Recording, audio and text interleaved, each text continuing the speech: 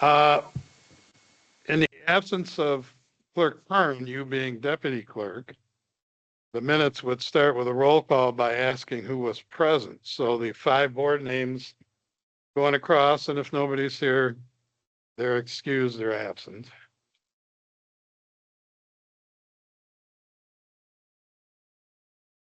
Works, so. You can go any order you want. Yes, present. Here. Here. Here.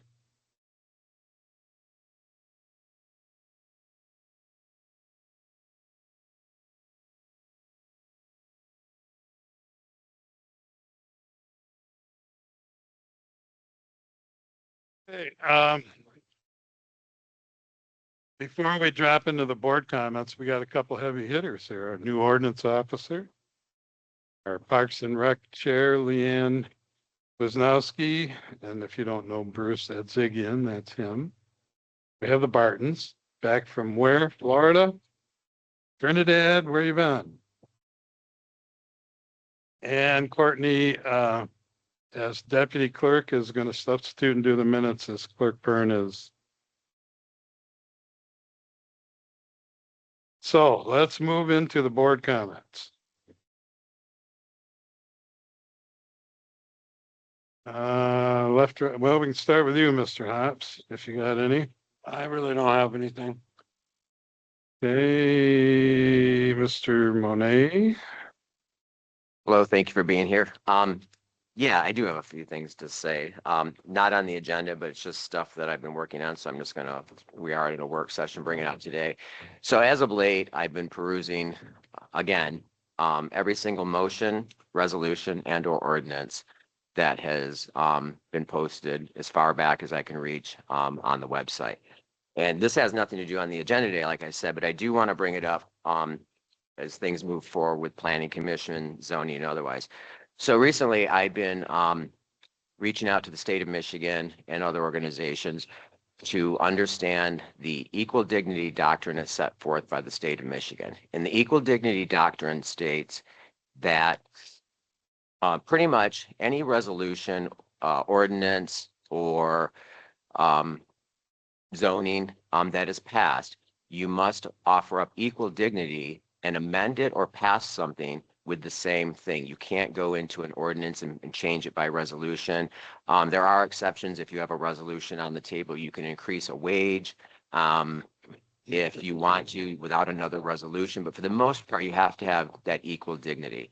And the reason I bring this up, because it came up quite a while ago, and I've been mulling it over for quite some time, about the idea of zoning, changing ordinance 55. I have found numerous problems in the past that I'd like this board to clear up as we move forward in the new fiscal year.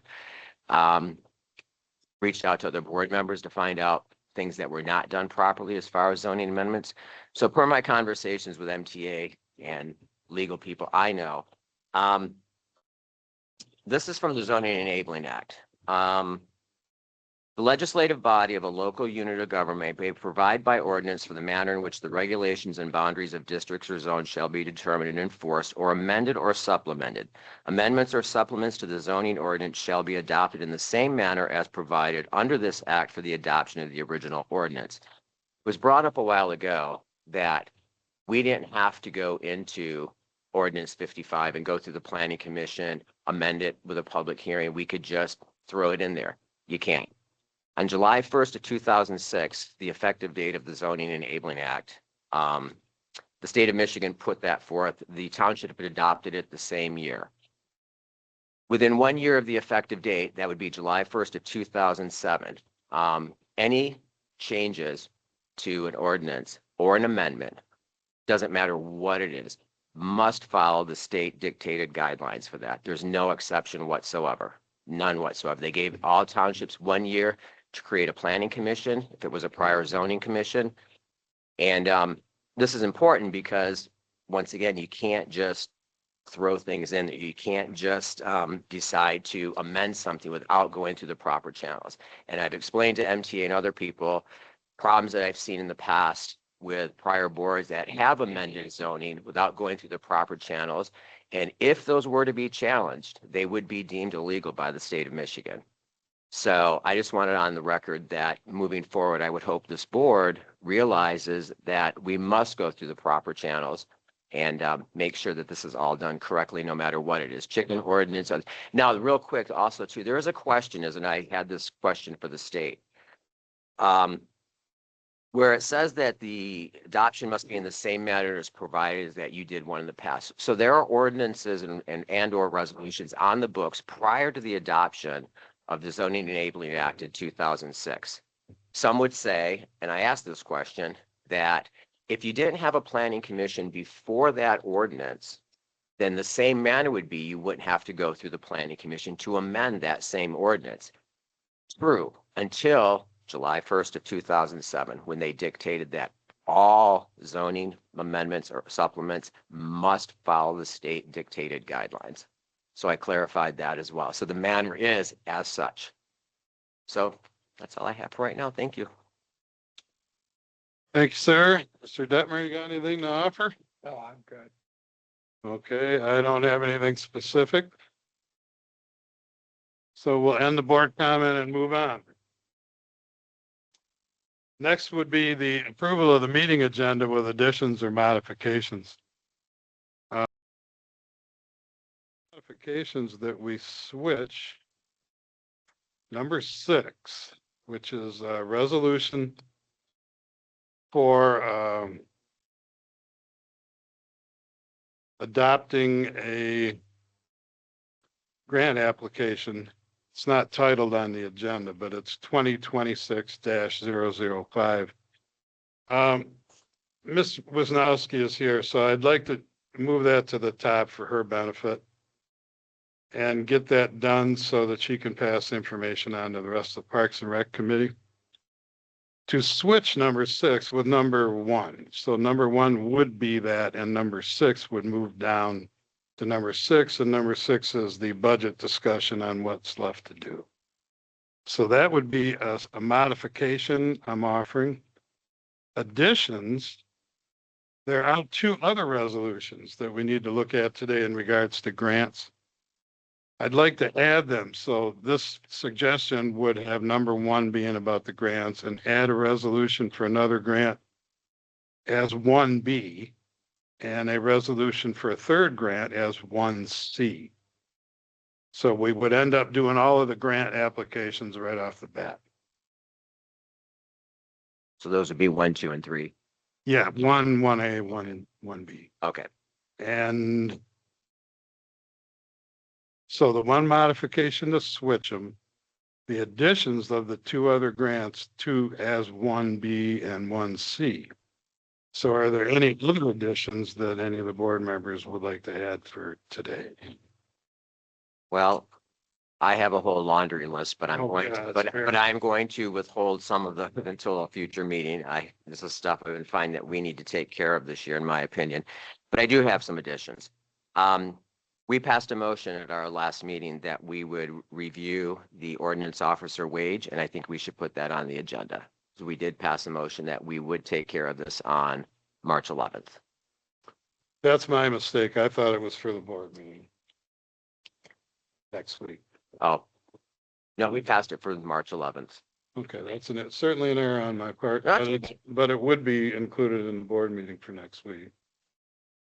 So can we at least add it, discuss it? We don't necessarily have to vote on it. I mean, we should. We passed a motion that we would address this. I made the motion. It was passed. If you want to add it, I mean, I'm where I was before. I don't know if any of the others wanted more time to think about it or what. Yeah. I thought it was in order to give them, there was discussion of give him a month and before we determine the pay, but the meeting on the 11th would be, if we do it today, it doesn't make much Yeah, sense. well, it's because that's what Clerk Kern had addressed. And then I said, well, the motion I made was that the work session was only 3 weeks away. Why don't we just address it then and have some time to think about it? And that's what passed. So if I'd like You're to, offering that, that's fine. So that would end up on this list being number 11. yep. Ordinance officer. Hmm. I have another one I'd like to add. I have some information concerning the sexton pay, and I would like to open that up for discussion based on things I've been perusing that I have found within the township. That's not included in 11 already? Nope, that's ordinance officer. This is for sexton. Oh, okay. I keep thinking of them as a jack of all trades there, but. Okay, so Sexton, try and limit it to 3 if you can. I have 4. But these are pretty easy. No, that's fine. Next one I'd like to discuss based on prior years going back as far as I could find. I would like to open discussion about the new fiscal year approval of the pay scale for hourly employees, wages for salaried employees, elected officials, and to reaffirm the meeting dates moving forward for the new fiscal year. Because when we do it per fiscal year, it's only good for 1 year. And Appropriations Act or otherwise doesn't cover that. So I think it would be a wise move on our part to just reapprove those wages and hourly rates for the next fiscal year. There is in the agenda discussion on the budget updates. Certainly in there, currently, at least my thoughts were, whatever we do, if we did it similar to last year, if we then make changes, we do those as amendments after we pass it. I'm just going by what I've, Yeah, honestly. I'm just, I don't know if it's already in here or not. Well, that's for but the sure. budget, but that doesn't approve the wages Right. and hourly rates for individuals moving forward into the next fiscal year. No, it does not, but it would certainly be something I was going to bring up because to me, wage increases. No, these aren't increases. Okay, if you want to add it, that's fine. I'm just going by, I perused Just tell me what you want. about 10 other townships and prior boards in this township, and every year one thing's in common. They re-up, if you will, and approve the hourly rates, wages, and meeting dates set by resolution for the next fiscal year, because when you do it, you're only doing it 1 year at a time. So what we passed in 24, when we got into office, went through 25, we're going into the next fiscal year. I just think it would be it's a simple motion. That's all. I think it'd be a wise move to say that we agree with those wages and meeting dates. We don't have them yet. That's my point. Regular. So you're saying we want to determine that today?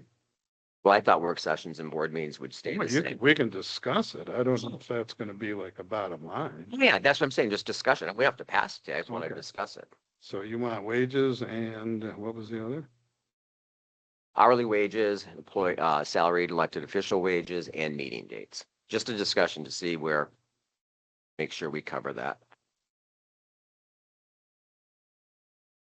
So that was your 3 and 4? Nope, number 4 is, I'd like us to open up a dialogue today for the short-term rental ordinance, not to pass anything, not to do anything with it, just to open the discussion, which direction does this board deem necessary to move forward?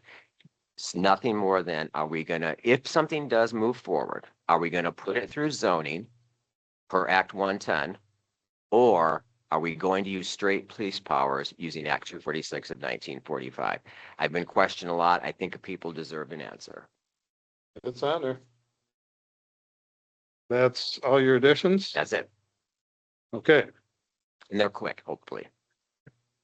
so I will make a motion that we adopt the budget with the additions and as modified.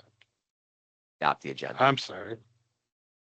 There's a big old typo for you when you're going 100 miles an hour.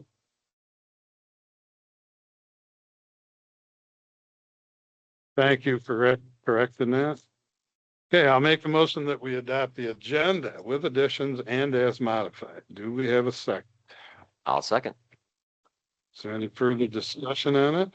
Yeah, I don't think we should get into 13 and 14 right now.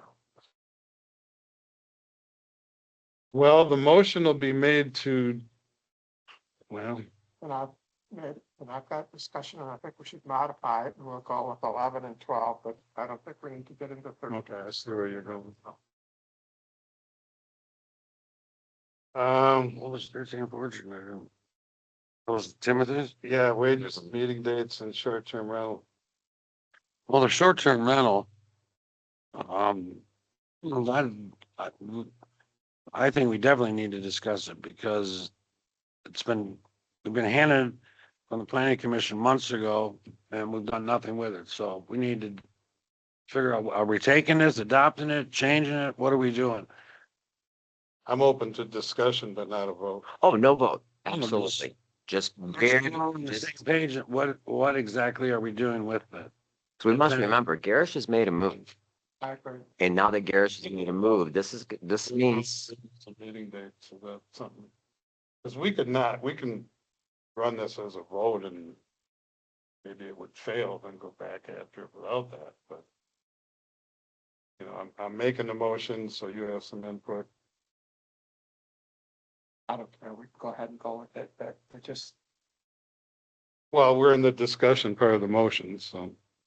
and the only reason I brought up the wages and stuff, we have to have this done by March 31st. Today's March 11th. Guess who's not more aware of that than me? And I may not be here next Thursday, so. Fortunately, but we'll see. What's Thursday? I'm sorry, next Wednesday. Oh, I'm bad. I'm already thinking ahead. Okay, so we've had some discussion on the motion as made. Is there any further discussion? Okay, we'll end the discussion. All those in favor of the motion that we adopt the agenda with the additions and as modified, signify by saying aye. Aye. Opposed, the same. Okay, the motion carries 4-0. Okay, starting the agenda. There are three resolutions here. And I should read them, so bear with me, and I will. The first one is a resolution of authorization for Lyon Township match with donated funds for Recreation Passport Grant Program. So that is numbered 2026-005. Whereas Lyon Township supports a submission of an application titled Samoset Community Park Revitalization to the Recreation Passport Grant Program for the development of Samoset Park. And whereas the proposed application is supported by the community's 5-year approved Parks and Rec plan. And whereas Lyon Township is hereby making a financial commitment to the project in the amount of $50,000 matching funds. And whereas if the grant is awarded, the applicant commits its local match and donated amounts from the Fund 208 Cemetery Parks Recreation Fund, $50,000. Now therefore be it resolved that Lyon Township hereby authorizes submission of a recreation passport grant program application for $150,000 in grant funds, and further resolves to make available a local match through financial commitment of $50,000, representing 25% of the total project cost during the 2026-2027 fiscal year. I am going to make a motion. This form as A's, I would request that we do a roll call. we need a second discussion. Oh, yes, thank you very much. Do we have a second? I'll second for discussion. Okay. So we have a second on that motion. Any board discussion? Well, do we have a copy for us? I don't see it in front of me because That's what I asked you to pass out. I did. It was this resolution. There should have been 3, No. No. 2026 or 06, 05, 07. If they're not over on the table, let's see if I'm here to look.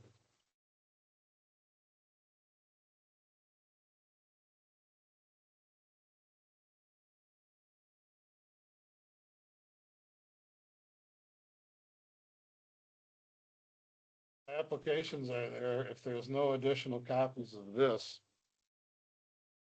you can go make some real quick.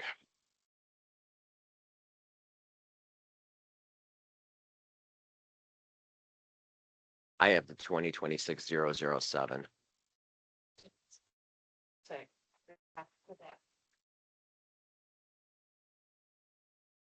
So thank you. Oops. There we do. And there's.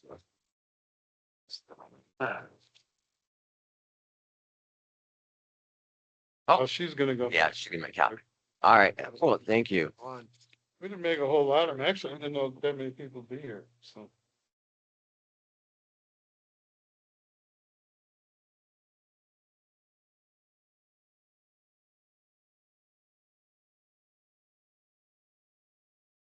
Up on the top of 2026, so there's 005, 006. 607, yep.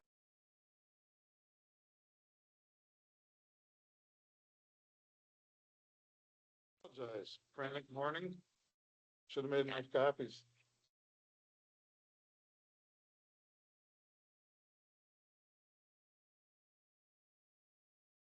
Oh, I did. Email all of this stuff to you guys, and I know that might have been a snag. Sunday, that was my way of making sure that it got. Oh, yeah, yeah. I just don't use my own ink, 'cause it turns into a lot to print my stuff off, so. It's funny because not very many people have been coming to meetings, so recently I haven't been making any copies. Here we go. Must be the spring, people are feeling antsy to get out.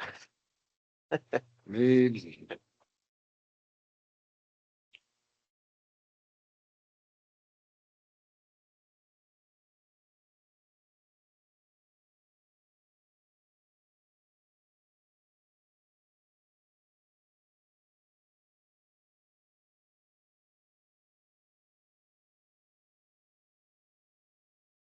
Nice. I just noticed, this. Yeah, I think so, yep. If they don't have, you know, if there's not enough of the other ones, but they're probably gonna need that too. Oh, thank goodness. That's good. Oh, Yeah, that's not bad. Yeah. Yeah, yeah. Was able to drive out. I just gave him one. I've got it. Yep, yep. Thank you. Cool.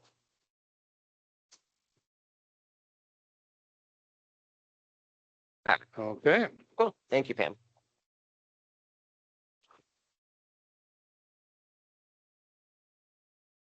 so on the motion, we have a second by Monet.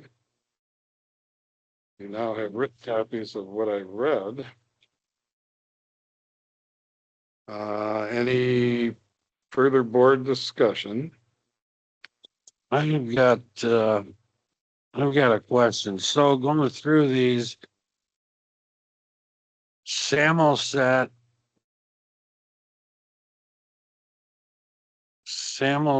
is going for a grant, but Phoenix isn't, other than for cameras. That's correct, yeah. So I would rather see that money split in half between the two.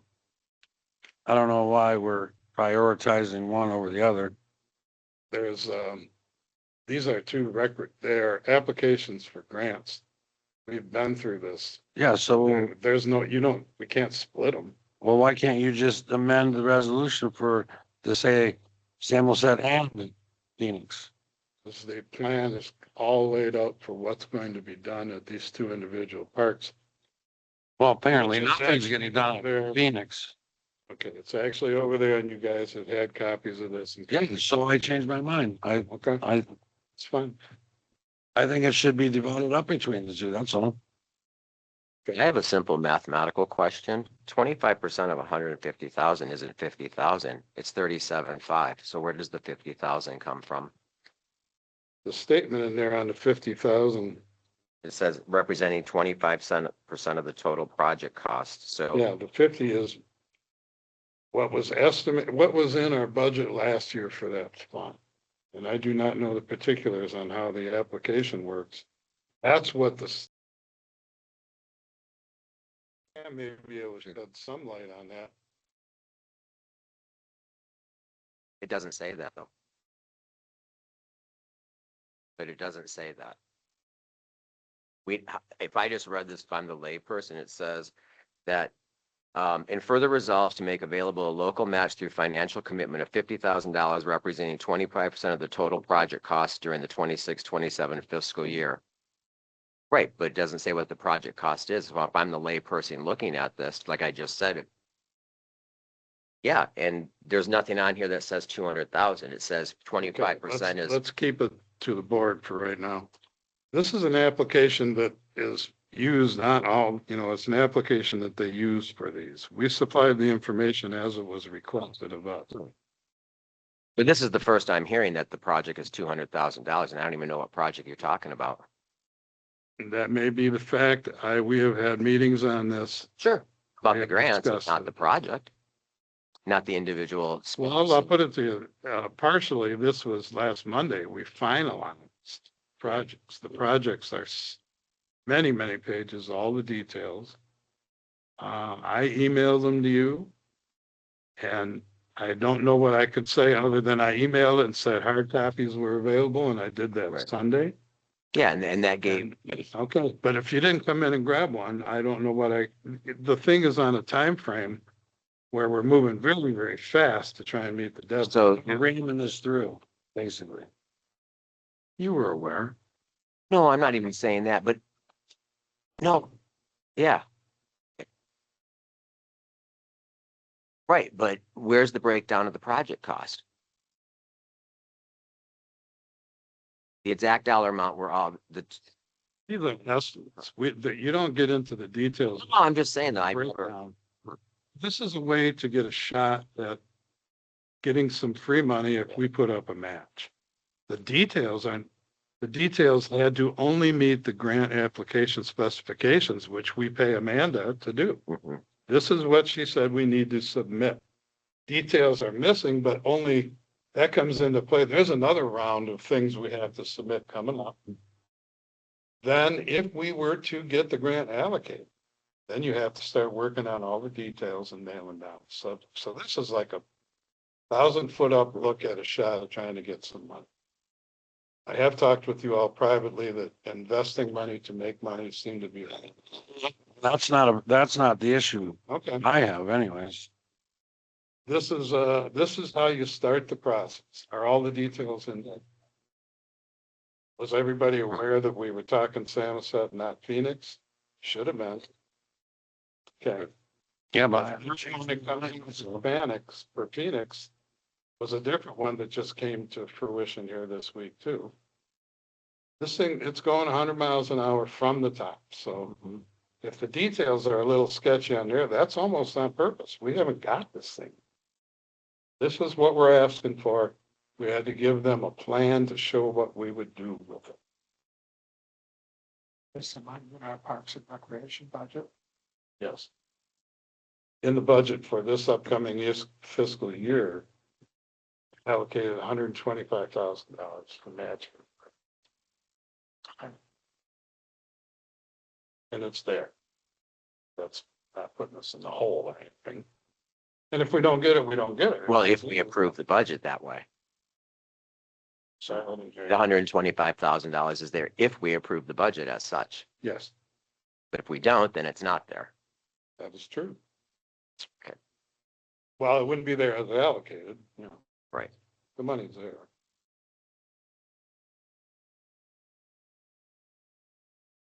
Whatever I think everybody here is aware or should be of the time and effort that went into these things. I would not sit here. I agree that some of the things may not look like it's as detailed as it should be, but that's not what was expected to submit this application. The plans are there. The plans have been out there for a week or so. so This is where we're at right now. If we don't get this done, we will miss the deadlines. And I would hate to see that happen based on a last minute change or I'm not seeing all the details because they're not supposed to be in. So if we get this money, the projects still need to be approved by the board, correct? We are doing that right now. We're saying that we are going to approve requesting the money, and if we get it, we have approved that that's where the money's gonna be. Okay, then that's different than, No, it's not like money and then we then start deciding. This is the decision. so what's on here is, so when I see cameras for Phoenix Park, that's it. That is a separate grant application. Okay, so there's nothing on these ones for Phoenix, Right. the way I'm reading. Okay, that's where I have my problem. Yeah, I probably should have said that. The three are, again, what's in my head is not in everybody else's. For Samoset Park, Park 27, and Phoenix Park. Three separate things. I just personally have a problem that the 26-27 budget pretty much dang near close, it's not quite, is looking at $500,000 for Parks and Rec. And I find that extremely, extremely high. Have you had a chance to give input to Pam on that? I believe that you said you'd be here or were invited or something for the meeting. If not the meetings, you talk to her. No, I hear you. It's a lot. There's astronomical amounts of money being thrown around. For me personally, this whole township is about the kids and what we can do to improve it. And that's what these grants are based on, primarily. To spend $1 to get free, I'm all in. We have the money. The last 2 years, the Parks and Rec Fund, they didn't spend anything, hardly.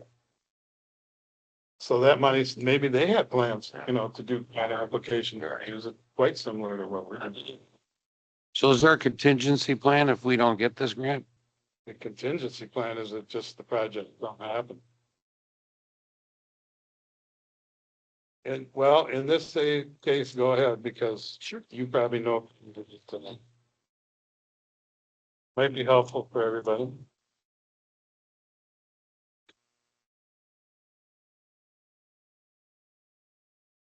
Everybody that the last administration, possibly 2 in a row, did really not do one thing for our parks.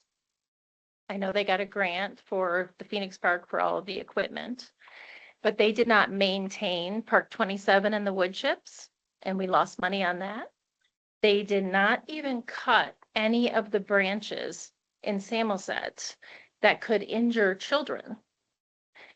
So our work has started from the very bottom and started working on safety issues, and we have spent money. We've dealt with oak wilt that they'd never dealt with. The branches, like I said, there's the wood chips, this ADA stuff. We have put an exorbitant amount of effort into these parks because this is a tourist destination. We need the tourists. We want the tourists. We want them to enjoy the lake. We want the kids to enjoy the parks. If any of you have been to Samoset Park, you will know it has not been upgraded, besides 2 pieces of equipment, in the last probably 30 or 40 years. Those swing sets were there when I was a kid. I know I look young, but I'm not.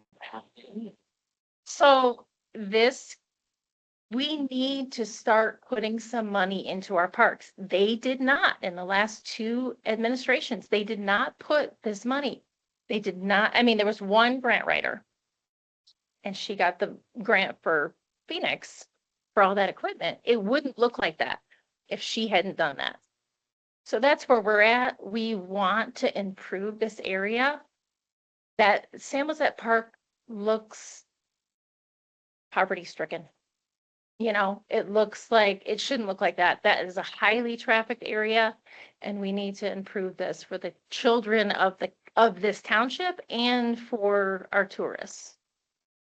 Like I said, I don't have a problem with the grant money itself or us matching. I don't have a problem with that.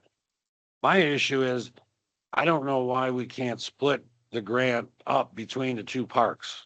That's all. Well, you can't do that when you're applying. So you're applying for one. Apply for one grant. It doesn't give you the option to split between parks. And since Phoenix Park just had a complete overhaul, we would put that at the bottom of the list. When did that have an overhaul? They have brand new equipment over there. That's, few years ago, Diane got Yeah. all that equipment on a grant. You're talking years and years ago. It's not that old, not that old. It is within it 10 is the years. most recent of our parks, which gives us the least probability of being able to get grant money. Yeah, this grant, to get this grant, you have to prove the need with pictures, with the amount of traffic. I mean, you can't just pick a park and apply. This has been grueling for us. Yeah, And I want to just say, we have not spent any money. That's why this, this match has been, I guess, discussed. well, also, part of this process, this has been going on for several months, was a public survey. You cannot get grant money unless the public supports it. Upgrading the parks was the #2 thing. When we did our survey. Yeah. This is what the people want to have happen. And me, What people? I'm a Lion People who Township, answered the survey. we did a Yeah. Lion Township survey, okay. I mean, I'm a Lion Township resident, as are the other committee members. And we feel like we work for them. And if this is the #2 thing, we really need to consider this. I'm going to play devil's advocate here. Go ahead. Nothing. I knew you would. Yeah, exactly. First of all, in all fairness, and I've been through all the motions, resolutions, every single board meeting that the last board had, work sessions included. In all fairness, and I'm not sure exactly verbatim right now, there's something like $43,000 they spent on pruning trees and stuff. I don't know where they came from. It's in the resolutions. I don't know. Which park? I don't know right now. Oh, I've okay. read so much. I think it does, but I'm not going to say 100%. I just want to be fair where fair is, Mhm. deemed necessary, that they spent a lot of money based on what I saw, whether it happened or not. I mean, Right. here nor there. Second of all, I understand what you're saying, but for me, once again, here's the devil's advocate part. In the last year and a half, there's been so much effort put into Parks and Rec. What meaningful legislation, I'll call it, has this board passed and spent any time and money on for things that we promised? The health and welfare of the lake, a short-term rental ordinance, a septic ordinance, protect the waters. None of this stuff means anything if people don't have an area to come to that's protected. So I just feel really weird about $500,000 in the new budget going into Parks and Rec with all this money going out there and things that, Let me, well, I'm not done yet. okay. That things that we talked about and ran on, it's just been put all on the back burner. And I don't find that appropriate at all, considering that, great, put up a fish statue. I think it's beautiful, but that doesn't enhance the lives of people in here, in this community, and protect the lake. We promised a lot of things that have not come to fruition. And I have a problem with giving this much money to upgrade a park, which I'm all for, because I'm all for kids. Let me Everyone remind you knows that it. it's a millage. Huh? It's a millage. There's millage money dedicated to Parks and Rec that you guys can't take away and put in another. Absolutely. You know what I'm saying? Absolutely. That is our money that Yeah. should have And been also- set Yeah. aside. Yeah, also the money in Parks, Rec and Cemetery, that large amount of money is not all, there's a lot of things in there. We're talking about taking money from there to do match percentages on grants. We just went over a lot of this in the budget. There's a whole lot going on. So the money isn't like, you have X amount of money and you focus all that way up. A large percentage of that money is just the running of Parks, Rec and Right. Cemetery. And I'm glad to see it's up, and this will come up when we talk about budget stuff. Parks and Rec's over budget right now, according to my reports. So I don't know. I guess because it has been neglected for so many years, you probably need to Right. factor that in. Right. It was neglected for years and years and years. And I feel like the people who come, yes, I think your issues are important, but they aren't under the millage budget, Mhm. the millage portion of that. So that's something that you guys would have to, obviously discuss amongst yourselves. But for Parks and Rec, I think you guys need to really consider the fact that this is what the taxpayers want. And as a representation, as a trustee of the community, that needs to be pushed. And I think you're gonna get a lot of pushback if you don't approve something that you're giving a 25% match to the total, but 25% is not that much. If you go downstate and go to these other parks and, I mean, we are very behind up here. A lot of things, Yeah. obviously. Yeah. But let's start getting up to date. Let's start giving our kids and people on vacation what they want and need. So they'll come back. Thank you. There's also letters of support from this, from the Higgins Lake Land Conservancy. Core, Residents. 4-H. Ken Walsh, the pastor down here, and one other one. Where are all these letters at? Again, this is not information. This is what gets submitted down the road as we get closer. It's not stuff that would come to us right now. I'm just saying that the support in the community. Submit. It's just nice to be kept in the loop, that's all. Yeah, it gets submitted with the grants. That's just, that they- we're working on pulling them together in right now. I'm just telling you that there is support from several of the big organizations in the community that will be behind this, and it'll come out. This is the beginning of the process, that's all. I'm just taking a breath. All right. I'd like to, Thank you. that's it for Thank you. the comment. Yeah. Considering that you're working hard on the budget, I don't see why not. The parks budget. The parks budget includes the cemetery, that's like 42,000. And the parks budget that you said is what, how much did you say? 500,000, 461,000? Of that, No. The one coming up. Yeah. yes, of that, 225,000 is the grants that we'll be getting in and putting out. So that is not like we're spending that out of our own pocket. Mhm. That is 225,000 of that. So now you can cut that number almost in half. So it's not as big as it looks, because we're considering the fact that if you people are able to, if this board is able to support the children, able to pass these resolutions, so we can even try for these grants, then we will get money from the state, and that money will help with the different areas of the parks. So it's not like we're spending that much out of parks. 225,000 of it would be somebody else's money. So I just wanted to clarify that, because it sounded crazy when you said it. And I'm like, wait, that's not quite right. Thanks. All right, thank you.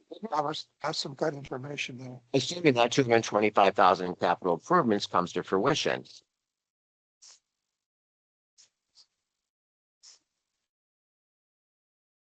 Applies for the grants, and we have all of our I's dotted, all of our T's crossed, cross our fingers, and we get lucky, then yes, we get that money in. But if we do not, then we will not be putting out 125,000 in match money either. So we're talking closer to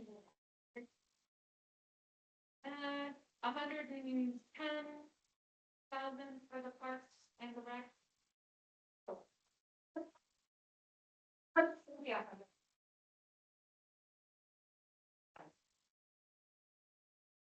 Appreciate what you guys want.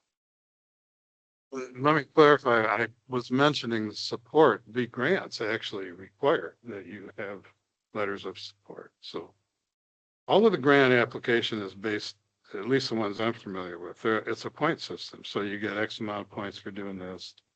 X amount of that, and there's, the 25% match puts you point-wise that much farther ahead of people who are just saying, give me some money. You know, we're saying, we'll put some money up. So if that isn't all clear enough,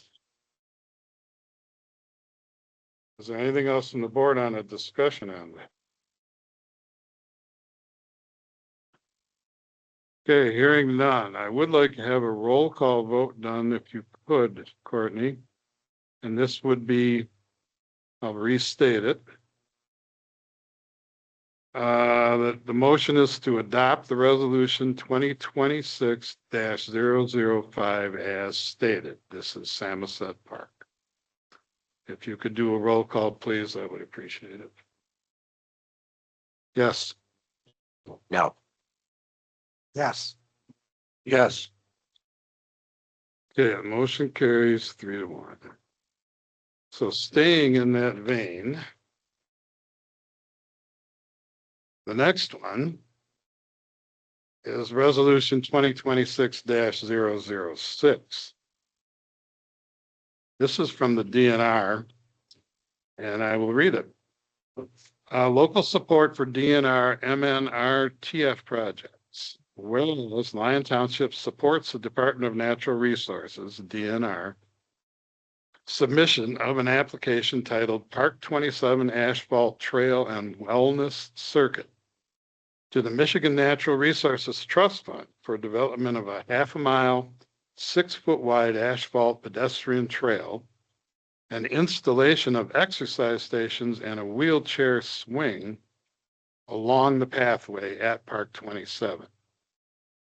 And whereas the location of the proposed project is within the jurisdiction of Lyon Township, and whereas the proposed project, if completed, will be a benefit to the community, and whereas this resolution supports a commitment of 50% of the total project cost in the amount of $75,000 as a match from the Parks and Recreation funds, and now therefore be it resolved that Lyon Township hereby supports submission of a Natural Resources Trust Fund application for Lyon Township by the DNR. I will make a motion that we support resolution 2026-006. Do we have a second? Second. Okay. So discussion from the board. I will add that this is, this trail is designed to take advantage of, the fact that we haven't got any money for a while. The 50% match has got to do, I believe we get 30 extra points for that. The trail itself is going to have 5 stations, and it is going to be youth or children to youth oriented. So each station is going to be somewhat of a challenge station with a bench where the parents or the grandparents can sit and film whatever their kids are doing on the exercises. It would run right from our current park, right around the field where the soccer field is, around the dog park, coming back around by the baseball field. There have been maps out of this thing. It's about a little shy of 3,000 feet. Also have to submit the plan. I've been working on that for, making sure we take care of it, which isn't that big of a problem. And a lot of long, hard work went into developing the connection with the wheelchair access swing. That thing's pretty cool. Trying to be inclusive to include everybody and not exclude any children. I'm sure there's other information that Leanne could offer on it if you had any questions to her, but. I just have a question. How much is this total grant worth? It doesn't say. Yeah, I figured as much because it says 50% of the total project cost in the amount of 75,000. I was just wondering because it doesn't say 150. And the other question I have is, how come 005 doesn't have any information about what could be used for the money, but 006 is very clear that it's going to be a pedestrian trail and exercise stations. So because I don't know what's the difference. Okay. That's what they're at. And this one didn't want that. Okay. This is actually what they supply. Well, yep. We want to. Like it maybe being excluded from the parks, not excluded, but, Look. but this is a teen group from 13 to 17. So the stations that we are choosing are they're not just your regular exercise stations that you're going to see at Markey Park or, you know, these other places. These are for teenagers and young adults to challenge themselves, like a ninja course, that kind of thing. But also you have, also range of those so that little kids can do. That was, I think, one area that, you know, Thank you. Yeah, I should have stated, these resolutions are actually like the forms they send you Okay, to fill out. So, and she, you know, Yeah. they're different organizations, so. different criteria for, yeah, that's fine. Another point being that, because there was certainly in the discussion, why are you not doing things for adults? Markey is designed more for adults, and the North State Park has, I believe, an 18 or 20 station adult oriented thing. It's part of my perception on grant writing is you need to stand out a little bit. You got to do something a little bit different, get some attention. I think we did quite a bit for adults last year out there. We got pickleball court redone, baseball diamond, Oh, yeah, well, concerts, yeah, basketball. if you want to go run 9 miles and do 20 exercise stations, the North State Park's right up the road. So they're gonna put Wi-Fi so the kids can get a signal out there on the trail. Exactly, seriously, exactly.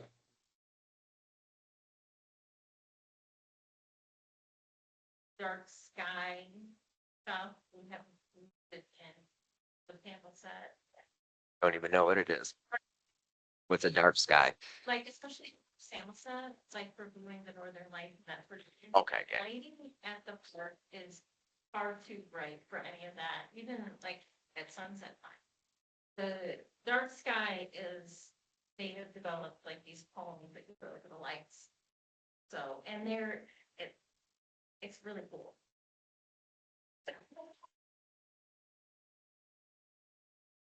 Is there any other discussion from the board on this resolution? And hearing none, I will restate it that the motion is to support the approval of resolution 2026-006 and for Park 27. If we could have a roll call, please, for that. Courtney, I would greatly appreciate it. Yes. Yay. Yes. Yes. Okay, motion carries 4-0. And then last, but certainly not least. 6. This one just happened the other day. Now you may or may not. There's an attachment to this that is probably not on your copy, maybe. Oh, there is. Okay. Just some backstory on this. We were trying to figure out how this grant will give us some money to help with security or lighting for cameras.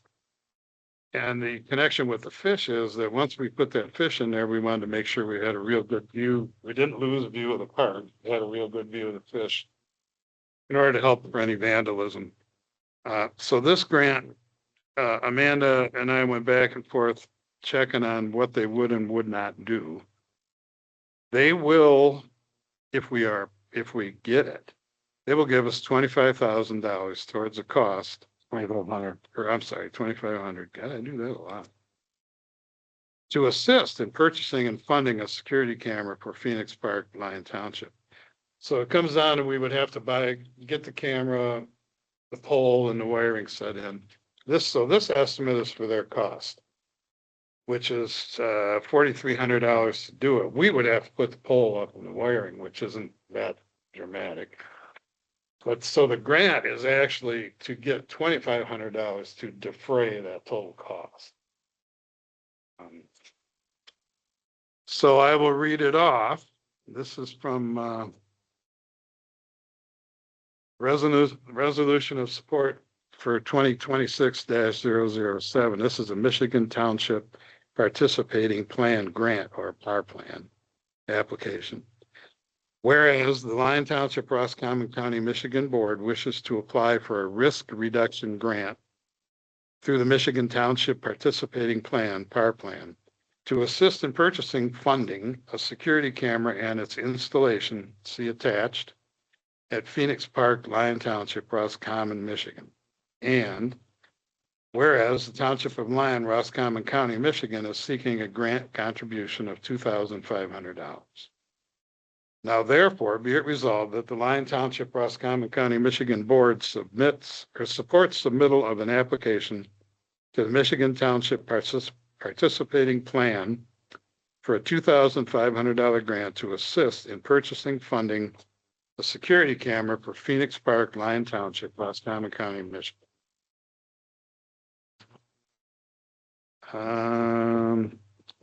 Stated as a motion. Do I have a second? Second. Second. Okay. So any discussion from the board or further questions? I can answer what I can, but that's pretty much it. So I got two things. So this will cover basically half of it by the time it's all said and done. Yeah, right about there. Yeah. And then don't we already currently have a camera there? The problem is the camera is on the southwest corner and Can we does move not it? really look, well, that's what we can move it, but we Yeah. can't get grant money to move it. So No, I mean us, like our maintenance guys move it. honor security would have to be involved. So there's an old camera sitting up there. I asked him to give me bids on that, on moving the old one, on getting a new one. Either way, we end up paying to put a pole and running the wire over to the existing box. So where that camera's at, that's on top of, they're on the side of the pavilion. No, it's over in the corner of the park, right by the road. So that, The you spur can't that goes- see the fish there from that camera? No, it ends up being the pavilions. And it's not, to me, it's not close. Again, the fish is a tremendous thing. It's not close. If this camera is over in the center of the park, I think it'll be a lot more evident to people, kids. That they're, smile, cameras on it. To help protect I them. mean, there's houses that are really close to that park. They're seasonal, unfortunately. No, I hear it. This is a way to try and defray the cost, I guess, to put it mildly, defray the cost of protecting the fish. $2,500 to protect the fish. It's weird when the way, let's protect the fish. It just comes out. It's fine. No, it's fine. It's fine. Listen, because there's No, no point. it's- It ended up being put at Phoenix Park because the people who could afford to give us the fish preferred it to be there. No, it seems funny, but it, No, it just hit. sometimes it takes many, many months. for I know, government I to know. do Nothing. I know. And this is a perfect example. Oh, wait, sorry. It ended, I know, right? it ended up that that's where it was gonna be. That is the least populated area. Right. So we have some obligation and some consideration to try and make sure that we can protect this thing. It is a fantastic thing. But it's not going on the corner of the street in Roscommon. No, it just hit me weird. Protect the fish. It just, no, it's not meant to be rude. It's just,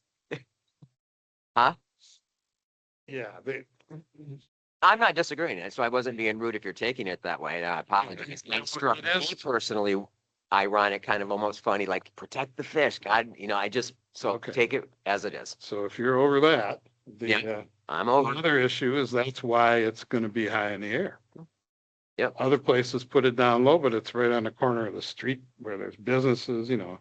We're in a situation here that's different. Yeah. I think it's for the photo opportunities, this is all part of the Roscommon County Water Tour. So the people that go to all the different lakes there and take pictures, that's worldwide. People come here from all over the place. And then Tracy's organization funnels them to the different places for photo ops. This is our photo op.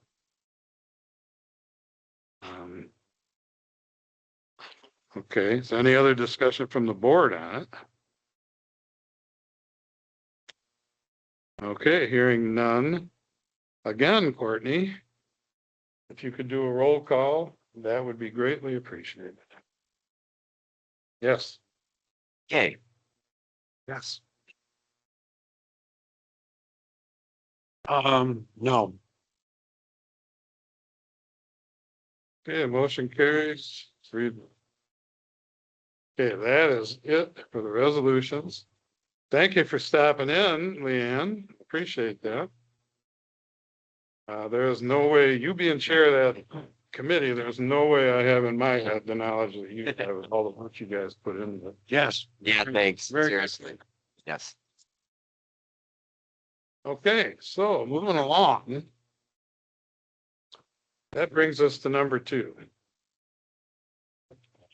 This is a discussion on the current meeting posting process.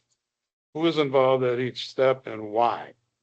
And then my intention would be to forward a draft. We may not complete a draft today, but I want to go over some stuff because there seems to be there are some misconceptions and some mistakes were being made.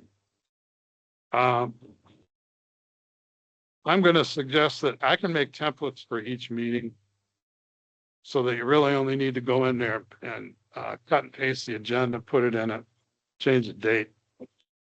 I can make one for each meeting and have them in our shared drive so that anybody in an emergency or in a situation where somebody's not here who normally does that would be able to access it. That way, submitting the notices can be done. Currently, it's being the supervisor's office as far as trying to submit them for notice on the webpage. They should look. Where's a copy of our agenda? You miss. Yeah. Yeah. If you hold that up for a second, you may remember that we arrived at this because the details on the top needed to be there. That wasn't necessarily there in the beginning, the stuff on the bottom. And then for a while, I was doing separate ones where the ones for the meeting were not the ones that were posted. It is much easier to just do it with the Yeah. meeting, just put it on one piece of paper. Then that piece of paper is what gets posted on the webpage. So there would be a notice that such and such board meeting, such and such a date, then you click on read more. Yeah. And that's what should pop up. So one of the things that happened just recently is they were getting it and it was getting put into agendas because it's an agenda. So, I think we got that part straightened out. Pam does it currently for pay as the administrator for the web page. Previously, we had an administrator for the web page and a coordinator, and Courtney was involved. Pam will also learn, because you can do this by emailing it to Shoemaker Group, who manages our web page. You can also do it from any place that you can access a computer or your phone. Jonette used to do that. So it's very, very helpful when you're in a bind and you got to do something quick. There was an error and you need to correct it when you're trying to meet that 18-hour deadline to be able to just do it on your phone. Yes. So Courtney she can show Pam how. I don't know that that's going to happen real quick. But that was part of what Jonette used to do. And we have to talk about pay for that as coordinator. There's actually 2 separate jobs here that we tried to condense to one, and it didn't go well. Okay, so it all goes to the Shoemaker Group, who manages our webpage, and then also Lori, who we contract out to run our Facebook page, then scans from our webpage and puts it on Facebook. So by far, to me, the easiest way is that setup. Now, is that absolutely correct to God and everybody in MTA? No. But this certainly gets the information across and covers the basis of, are we posting this legally? Right.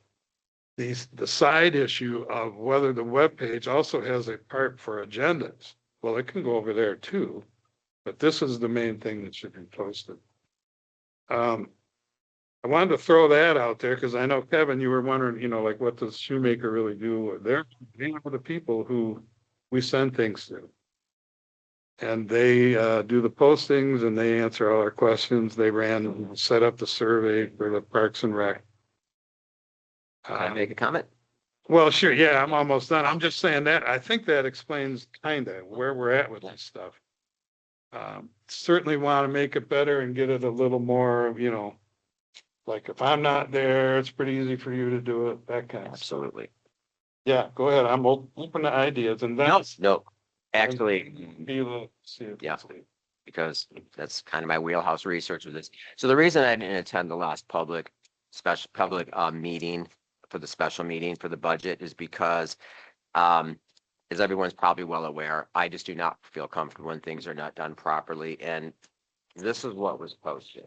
It just says public notice. I'm not criticizing because I think it's a great idea, what he's talking about. Budget workshop special meeting, March 4 at 9:30 a.m.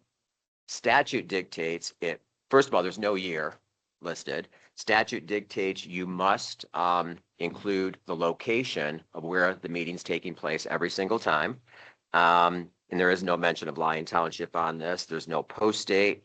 So actually, you're correct. If you follow this, it covers all the statutory guidelines for name, date, location, all the pertinent information and purpose. If it's a special meeting, you're good to go. Done. I think it's a great idea for a template. That one in particular, there's a couple different people who work for Shoemaker. He ended up putting the posting in the agendas and not on the notice.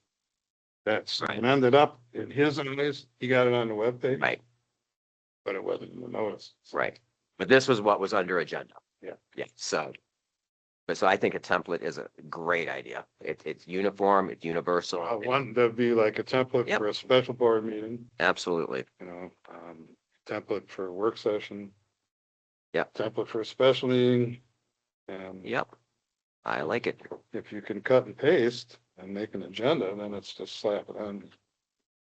I think we're square with Shoemaker now. They understand that what we send them needs to, it can also go in the agendas on the webpage, but needs to be posted in the notes. Any other comments? Like I said, I could put something together and then send it just to make sure we're on the legal end of it. Send If we're gonna have someone take care of this, I've been reviewing at least 24 different townships and on their postings and stuff when I saw this one. And you know what a lot of them do, and I think it's a great idea. They actually have a little gray bar above their postings on their websites and all their internet presence that says the date it was posted and the time. It's right there. It doesn't even have to go on the form. It's this little gray bar. So everyone knows it's done within 18 hours. Nobody can say otherwise. Boom, boom, boom. Just a suggestion. So I'm going to say that's number one on the list you have been working on for upgrading our webpage. That you were going to work with me on. And cut and paste to me as scissors and Elmer's glue. So there you go. I'm just saying there were so many things wrong with our webpage. Well, that- There's a suggestion. Well, not only that, our rotation, whatever comes next, there's only so many and the last one drops off, so you never know. I think that's a great idea. Put it on. Yeah, see, you look at that. That's why you and I need to work. I can't help it. No, I'm right. No. You know things about it and I know things about it. Not a lot of people go there. So I should work on it. Shoot, I agree. It's good, but this is good. I love the template idea. Okay, any other things on the board here? You guys got any thoughts or any other explanation that's needed for how that process is supposed to work? Okay, we'll move on. Number 3 is discuss GFL, what answers we have and have not, update our legal firm. I did send something to them in regards to whether or not we did actually have a signed contract. He was gone till, I think, tomorrow. But then in the interim, I don't know if anybody got lucky or looked for it or found anything new that I could update him with, and if not, I think we were operating on old ones that we currently, that were signed, but were not signed correctly, is where. But unless you found something new, I mean, if you found something new, get it to me and I'll sign the 7/10/2020, good through 2026. Do we have that one already? Is that, or did you find it recently? Sent to me, yeah, it's every time I put it back, it disappears, so. That's, not it. So yeah, we're still in the contract, we talked to Rick yesterday and said, if you wanna redo it, can redo it. I said, why don't you come in next week and sit down with some of us? Because if redo means increasing the price, we're just gonna let this play out for research. Yeah, I actually thought we redid it last year after we came into office. Maybe all we did was re-up that we were still in this one. We were still under contract. Well, that was when we added he'll pick up one major item per week roadside. No, yeah, I don't know if you ever wrote that in there, but they've been doing it since.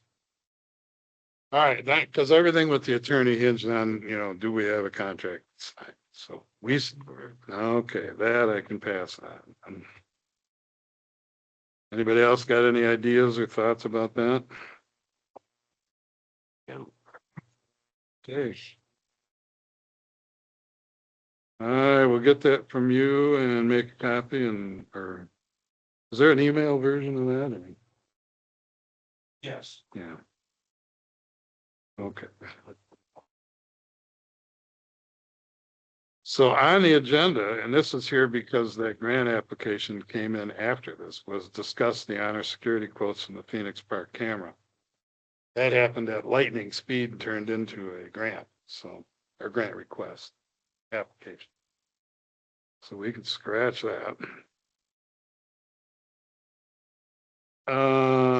Discuss any additional input on hours needed to work for benefit package consideration, and Pam dutifully pointed out I should have said health insurance benefit package consideration. Timothy and I were talking about this before, and he had suggested that there was maybe a misunderstanding, or why does it have to be that the insurance company can dictate how many hours you work? I talked to Greg and he said he thought he had found a company that didn't. I don't know that that's true. Our previous agent, Val, said you need 30. And I said at that point, they don't really have 30. And then he said to me, that doesn't matter, and nobody looks. And at that point, I don't want anything to do with Sal. I don't want anybody having a catastrophic incident and $140,000 insurance bill and find out that they're not covered because they did not meet the requirements that were supposed to be there to even qualify for it. We got a new agent now, still with the same Blue Cross Blue Shield plan. The new agent, Pam, asked this recently, again, or not again, on your behalf, somewhat. Their number is 30 hours. He said he has signed them up at 20. Was that with a 20? Or 20 was the other company we didn't take. Okay. So it's 30, and strike me down, he said, kind of like nobody checks. Exactly. Yeah.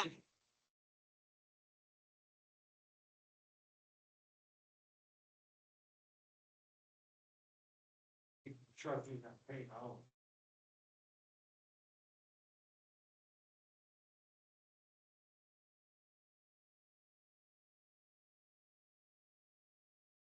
I have some information on this. Oh, yeah, please go ahead. He works at home, researching things. Well, you better count those hours. And I've made that point before.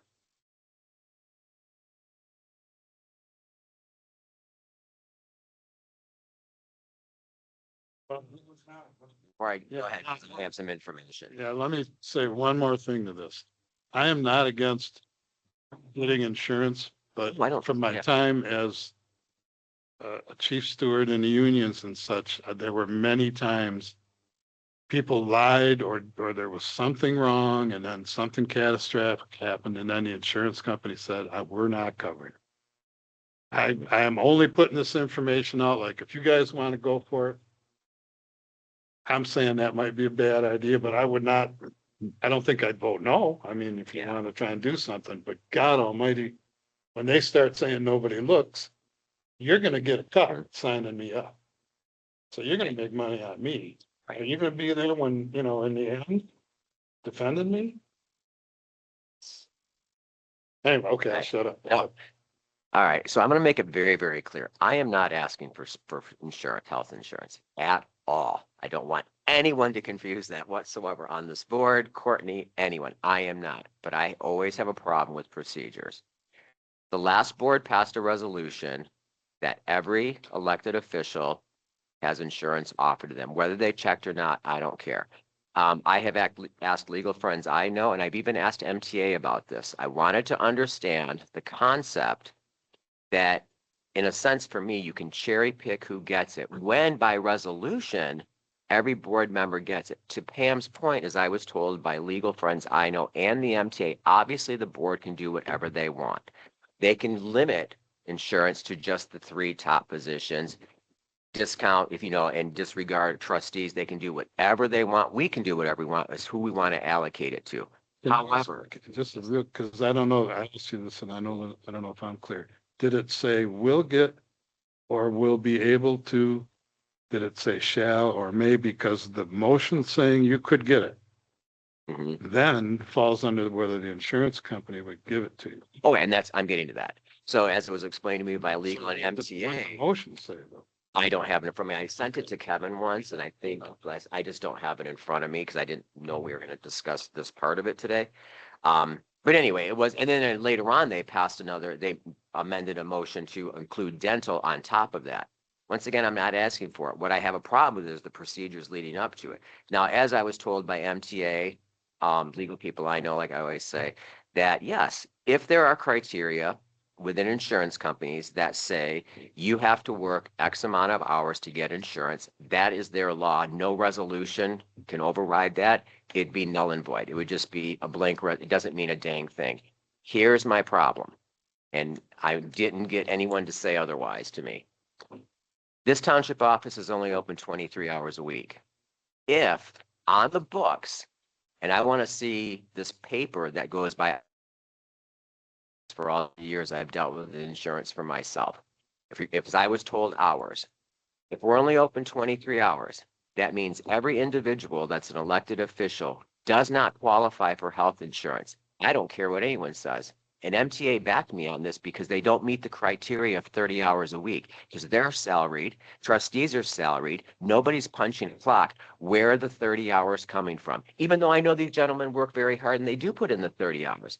But that came back to the point, procedurally, you can't cherry pick who's going to get insurance if there's a 30-hour criteria. Then nobody qualifies. I would ask that you put that in writing so that we can send it to our current agent. And I want to see that as a trustee. I want to see where, because I've always been told, you're saying 2 different things. You're saying that if there's a 30-hour cap that you have to meet, but then you're also saying they break down the hours. It's conflicting. So if the entire amount they get paid in their salary for the year, Hmm.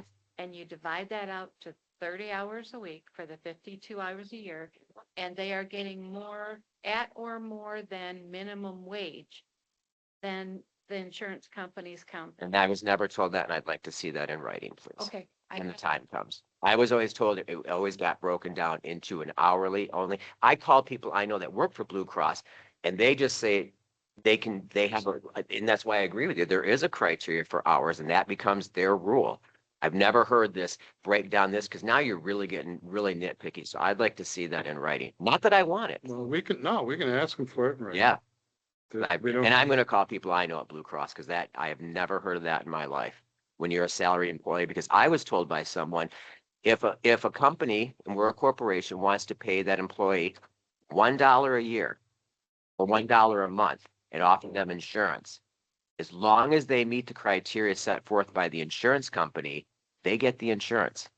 Okay, so we'll get you a written answer. Yeah, thank you. Okay. So, but I don't want it. It's all procedural for me. Fine. Just try and move along here. Okay, thanks, Pam. Um,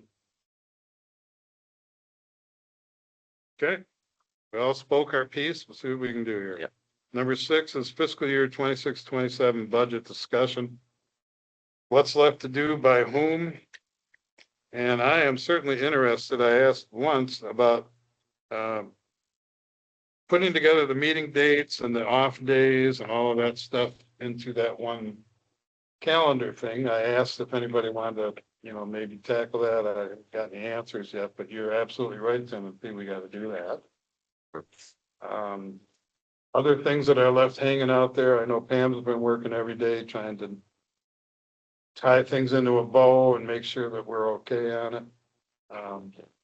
The only other input I have is that we have the public hearing on the 18th for the budget. That does not mean we have to pass it then. So there's two schools of thought on that.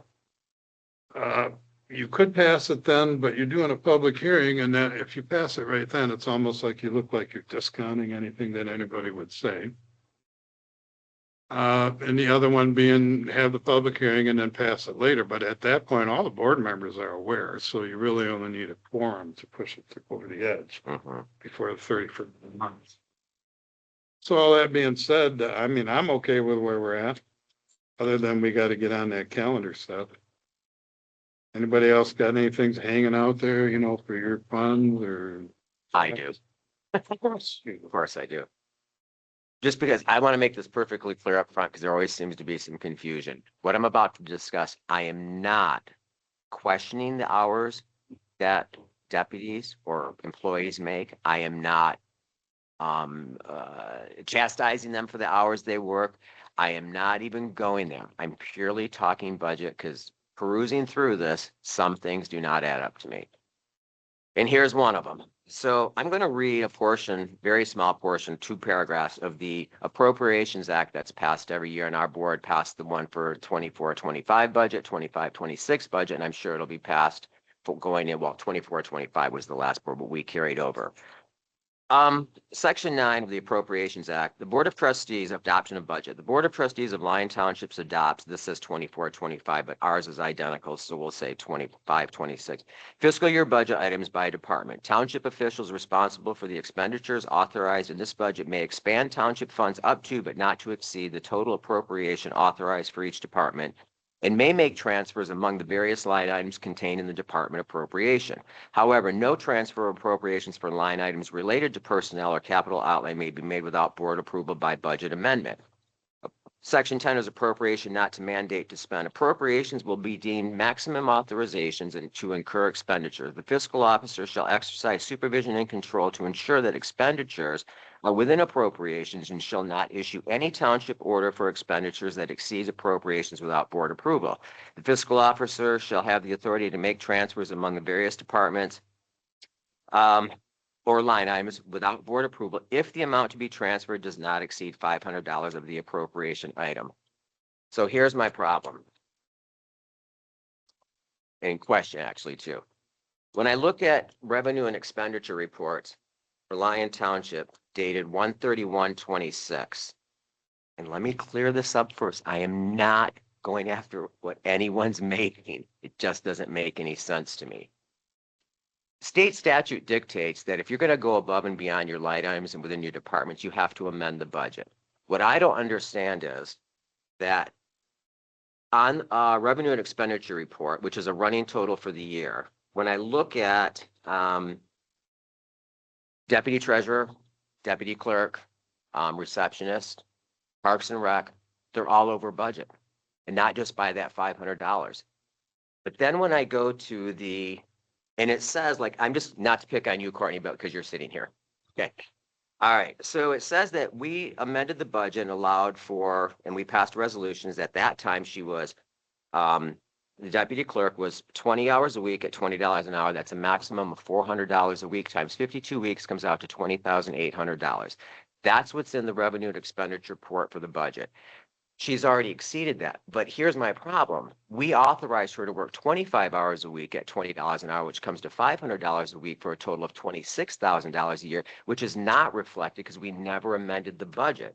But yet when I come to the draft budget, it says in here that the amended budget for 25-26 in this instant, and it's across the board for all deputies, is $26,000. We never amended it. You can't just spend money without amending it when you go over that dollar amount. And I don't know where the money's coming from. And I think I have a right to know, and I think taxpayers have a right to know where the money's coming from. On top of that, if we are going to give Courtney a raise deservedly into the next fiscal year, the budget still is, requested budget is still sitting at that $26,000 figure, which is not indicative or including a raise in there for that. So I have an issue with that. The extra Can we pay. stop right there and talk about that? Because she probably has some information. The other thing is we passed resolutions to increase pay last year after we did the budget. Absolutely. And when you do that, as I was told by MTA yesterday morning, you must amend the budget to compensate for the difference. Resolution is one thing, the money's there, but you can't just give it to them without amending the budget if you're over budget. Right, which is what we're supposed to be doing before we do the General Appropriations Act next Yeah. time. And I think I gave everybody a possible amendments. Did you? You have it, she had a list of about. No, he wasn't here. I think I kept everybody Yeah. else there. And I didn't realize that you didn't have it. So could you go over those numbers again for me, for Courtney? Sure. Absolutely. We originally approved her at $20 an hour for $20 an hour for 20 hours a week, So- up to, 23,920 is what you originally did? No, no, 20,800. which is not 52 times 20 times 23. It's not 23. We didn't offer her 23 hours. The resolution says she gets 20 hours a week until we changed it. Hours, okay. So, And there is the component in there that she makes 25 an hour when she's working on election. Absolutely. Yep. That comes out of, that comes out of a different department. Right, but this is, the budget's not done. We're still, That's why I'm bringing this up now. We're talking about, yeah. So 20 times 20 is $400 times 52 weeks is 20,800. I see that now. I didn't realize Yep. they were down to 20 Well, hours we because they passed- work so long. Right, and we passed to give her 25 hours a week, so 25 times 20 is $500 a week times 52 weeks equals 26,000. We never amended the 20,800 to go to 26, which you're supposed to do at that time. You can do it at the end of the year. It is not advisable. Correct. Okay, so we can do that. But this figure is still on the requested budget for her for next year, and a raise is probably coming from her. And should we not change the requested budget for her wages to reflect what her increase in pay will be? Absolutely. We need to get together on that because I believe that's on your agenda. Didn't you add that? No? The Mm-mm. discussion for hourly elected pay? That was 13, didn't you? I thought he had it.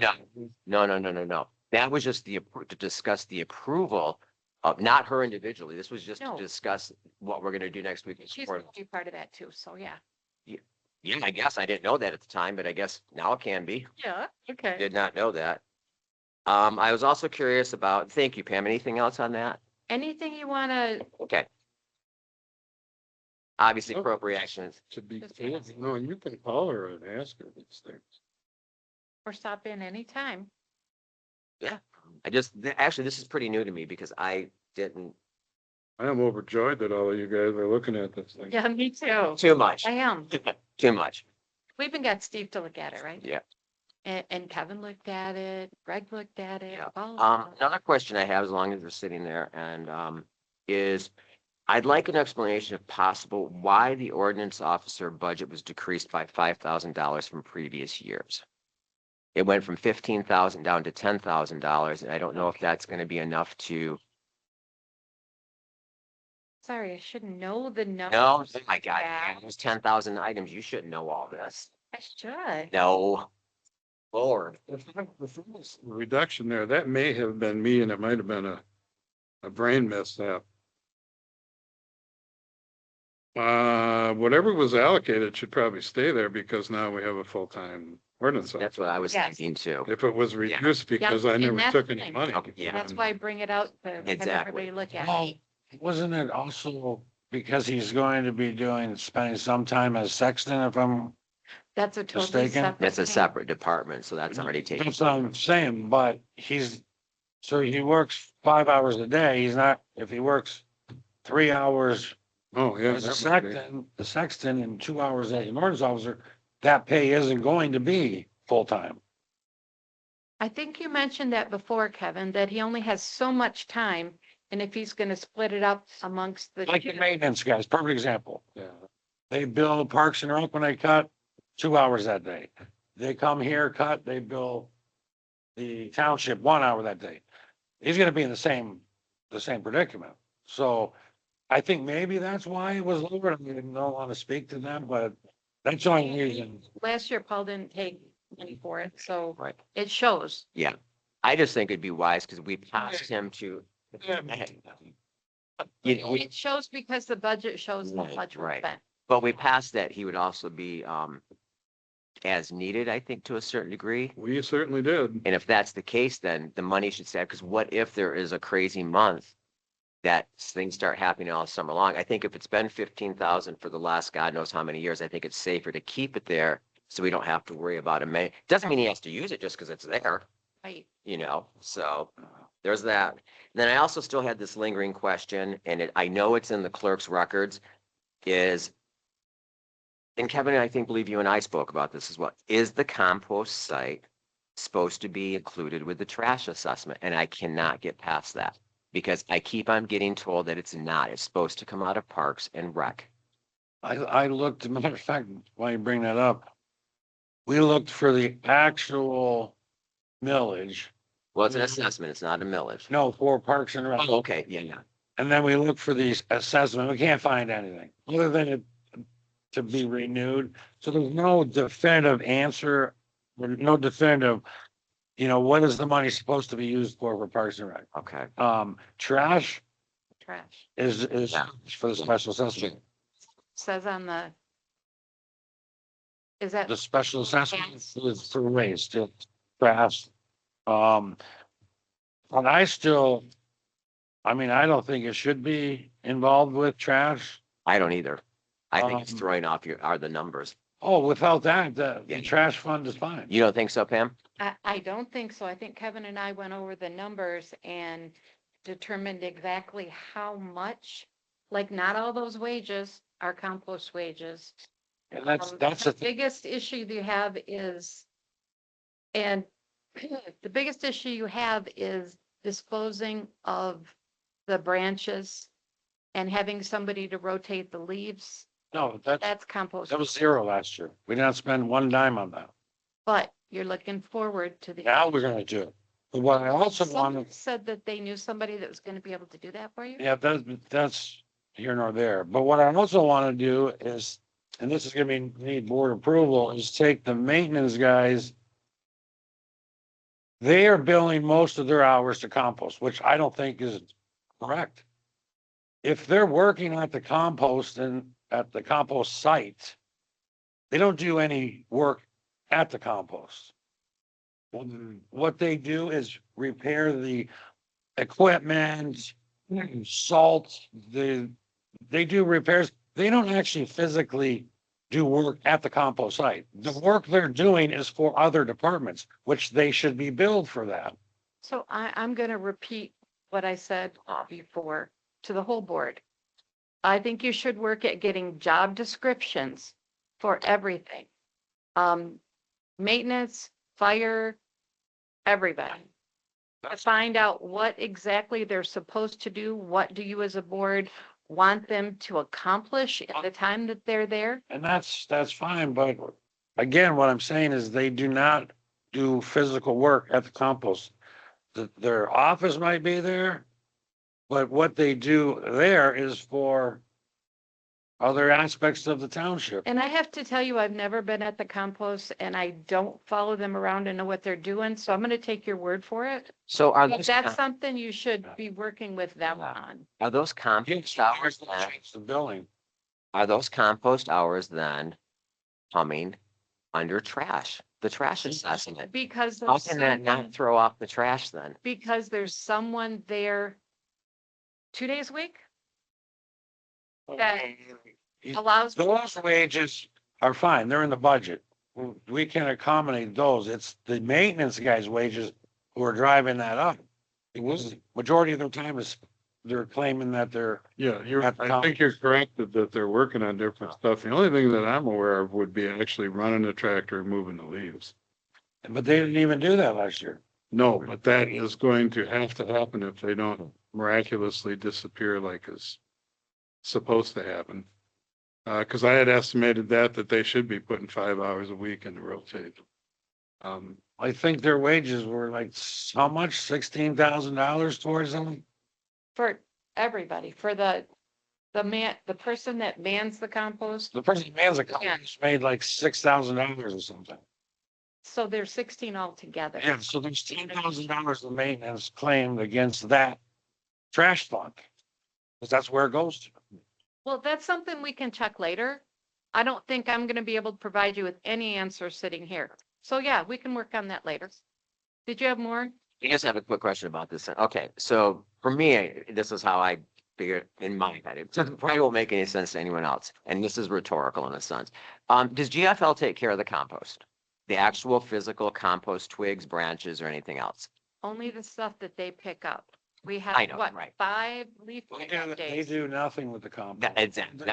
And I know that. I just want to get it out. Okay, that being said, if the trash assessment is for disposal of waste at residence, and in this case, it is for the contract we have with GFL, why would compost wages, even 1 penny, come out of a trash assessment when it's sitting in a park? Why would that not come out of Parks and Rec? Okay, I mean, I'm just curious. If GFL, which is what the assessment's about, used to be American and it was Republic. you also saying household hazardous waste doesn't come out of trash? I don't know what hazardous waste is over there. And is, We don't, It's not over I there, don't do any hazardous waste. I didn't think we did. but every township in the county contributes to a household hazardous waste pickup the Saturday after Memorial Day and the Saturday after Labor Day. Once again, though, does that come back to, does it have anything to do with GFL and the assessment against the people for that? No, but that's Then- why I was asking Should what be its own, it should be its own line item in the budget. Yeah, I think so too, Kevin. original assessment. Yeah. It sounds like you guys have a lot of great ideas. But I'm sure we can talk. The problem is that the compost is tilling the budget for the waste assessment, and it shouldn't. That's Okay, what so I'm, if you guys can work on that Yep. and get back with me on that. Yep. I'll see where you think Yeah. the number could go. We need a separate line item for that hazardous waste for, absolutely. and then the wages. Because if that's the case, we get rid of that, guess what? The trash is doing just fine, just barely, which that's what it's supposed to do. Yeah, I agree It's with you. supposed to make money. Yeah. Wait a minute, somebody take a picture. And then you don't, Take a then you- video. and then you don't have to increase the time in 6 mile. I mean, All right, we can, that's, Okay. but yes, I've read Do this. you a have lot. anything else? No, thank you, Pam, seriously. Okay. Thank you. thank you. Anybody else have anything else?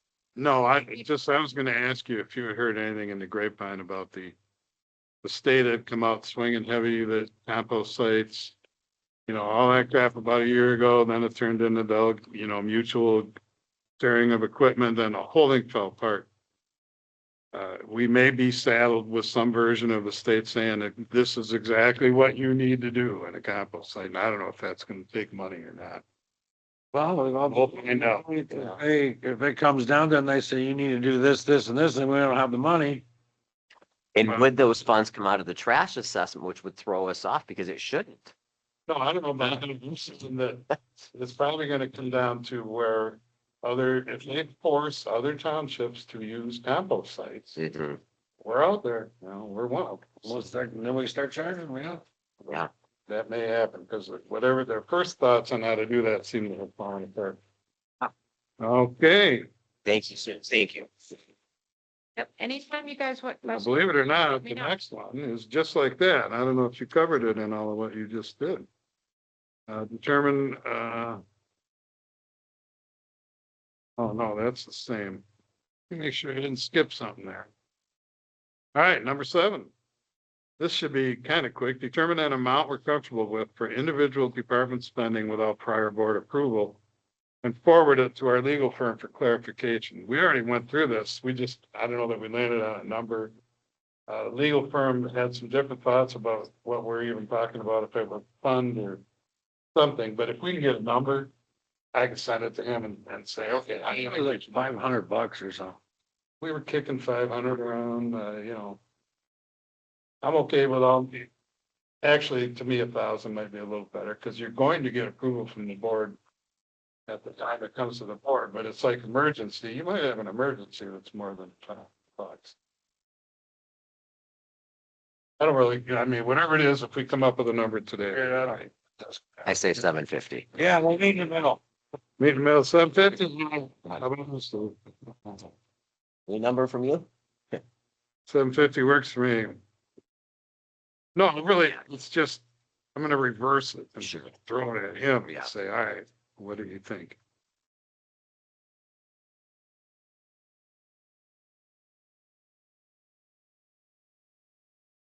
Astute observation for being here and for everything else you do to put up with me. Okay, number 8, discussion on the compost use fee. Thoughts? Well, I mean, after talking with other townships and obviously we know the way, state of our compost, budget. I think we should have a usage fee. We already have the one for contractors, but we should come together on what we think. I mean, a lot of townships charge $10 a year, some are $20 a year. But I think in order to offset some of this cost that we're going to have this coming year on getting rid of the twigs and the actual compost, if we have to pay for it, we're gonna need to generate some money. And I don't care what the fee is, but I think everybody who uses it, instead of penalizing what we talked about, raising the trash rate for everybody in the township, I think whoever uses it can afford $10, $20 a year. As long as it's not too much where people just take their stuff out and dump it on the trail. Exactly. Yep. Yeah, that's the Some people. $10. I mean, there's gonna be pushback on it, but Well, be prepared to explain why we need it in the meetings. That's sure. $6,000 we need to get rid of. That needs to be crushed for one. And if we don't get rid of the actual compost for free and we have to pay for that, good luck. Now you're talking tens of thousands of dollars, so. I just think a small amount to, I'm gonna shoot for the middle and say $15. It's $1 and it's $1.25 a month to dump your waste. That's it. I mean, that's nothing. I mean, it isn't. Because you only have 6 months where it's not snowing on the ground. Oh, that's true. That's a good point. Okay, so what does that make it, $2? $2.50 a month. I don't know, it's just something I mean, and we need to do it, if we're gonna do it, we need to do it now because it opens next month and we need to get tags made up. Cause whoever we do hire, I'm gonna demand that he checks everybody who comes in there for their tag. And nobody comes just skating in and dumping without paying, and that's not, We can take the time, I mean, to try and start it at a date in the future, not the date it opens. You know, like, I mean, not that we couldn't, but then, oh, I mean, kinda, no, I mean, it'll open and the locals will use it, but you know, it'll pick up. I mean, No, I don't. You know, in the back of my mind, if we had other opportunities where we could have gotten money and not had to look at this, we are where we are now. yes, so we need to correct it, start correcting it, and this is one option on how to do it. As opposed to raising everybody's transfer. Certainly, I don't have a problem with a low number. I don't know that I'd want to try and pass that right now. No. Without Greg meeting. but we can put it on the agenda maybe for next week. You know, suggest a number, you're. Why not? $10, $15. Whatever, yeah. Well, whatever, we can do a Say 10. Yeah. Out with town. See if- We can do a motion next week to solidify that. I guess in the grand scheme, I mean, that is not unreasonable. I mean, April, May, June. doesn't even buy you a book of stamps anymore. September, October. What is it open, 8 months? I think, it's November, April to November, Yeah, that's 8 months for $10 one. the part about sitting. Probably costs us more to make badges for when. Good Yeah. point. Yeah, that, just to throw in there, whoever's the attendant, that's why I was talking about that it actually should be part of their routine job to move the leaves, not the guy who works the compost. The guy who works the compost should be sitting by the gate. Yeah, And we don't have anything to sit under by the gate. We may have to buy an awning or something. but we know, like first, and, I think we need to get an ADO, Michigan Works maybe. You know, put in the hours of pay, Right. We need to get that going. Yeah, we're into number 9. like next week. Would you like to put something together on what you think the person should make, or, like, I thought we got, a rate for him. The attendant.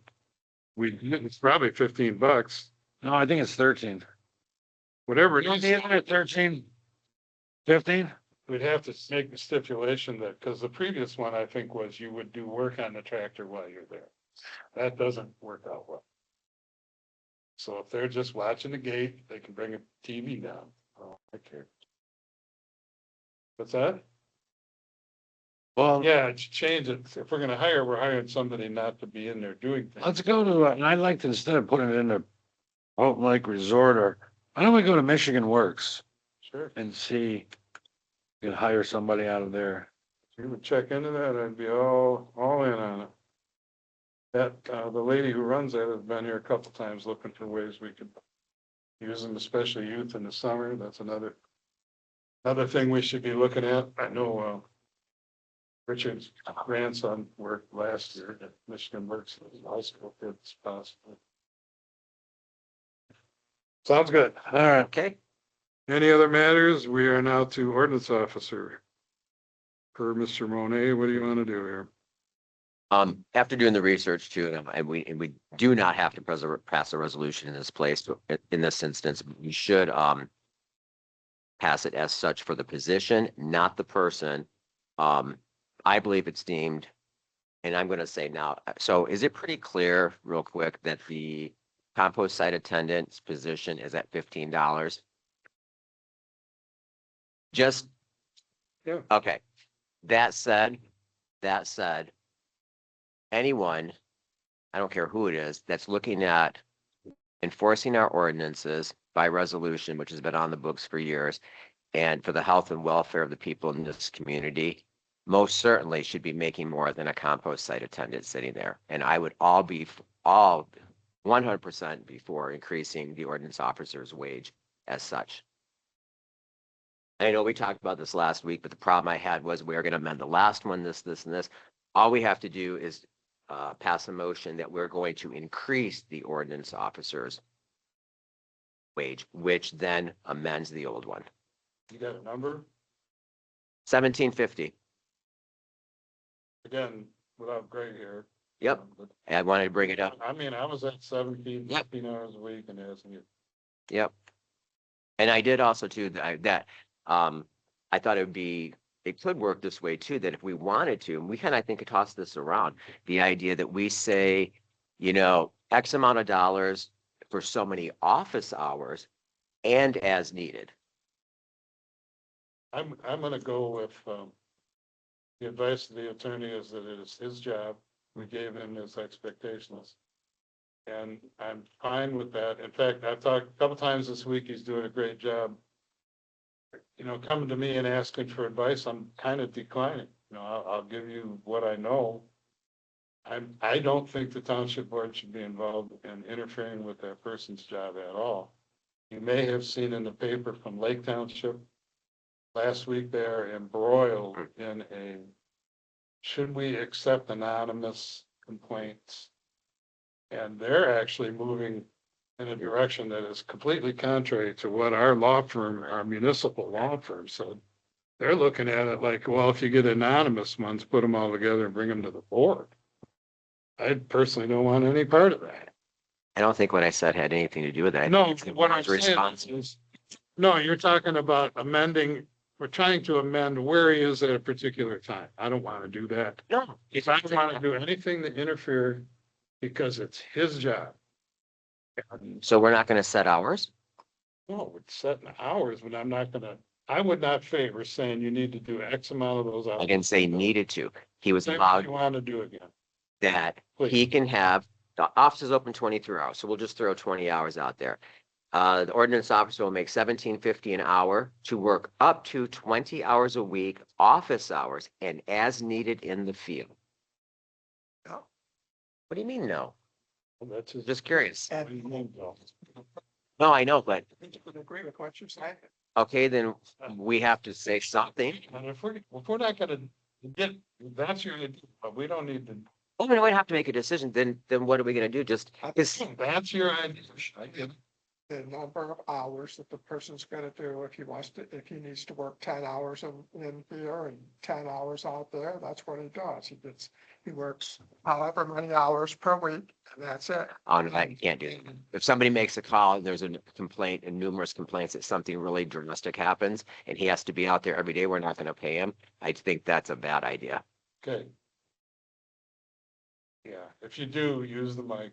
Hmm. To me, I think we're starting to step on his toes doing the job. I am all for letting him do the job as was advised to me by our. We agreed on that. We agreed But we're not, we gotta set hours. We gotta do something. We gotta do is say X amount of hours and as needed. It doesn't make any sense. I asked MTA again, as needed is as needed, up to so many hours and as needed is redundant and it doesn't make any sense. They said it. I've worked law enforcement for 47 years, and all you gotta do is start doing the job, get a feel for it, and he's gonna learn. This thing has to be watched, this thing has to be taken care of, and he's gonna get a feel for it, he's gonna do it. Oh, sure. I agree.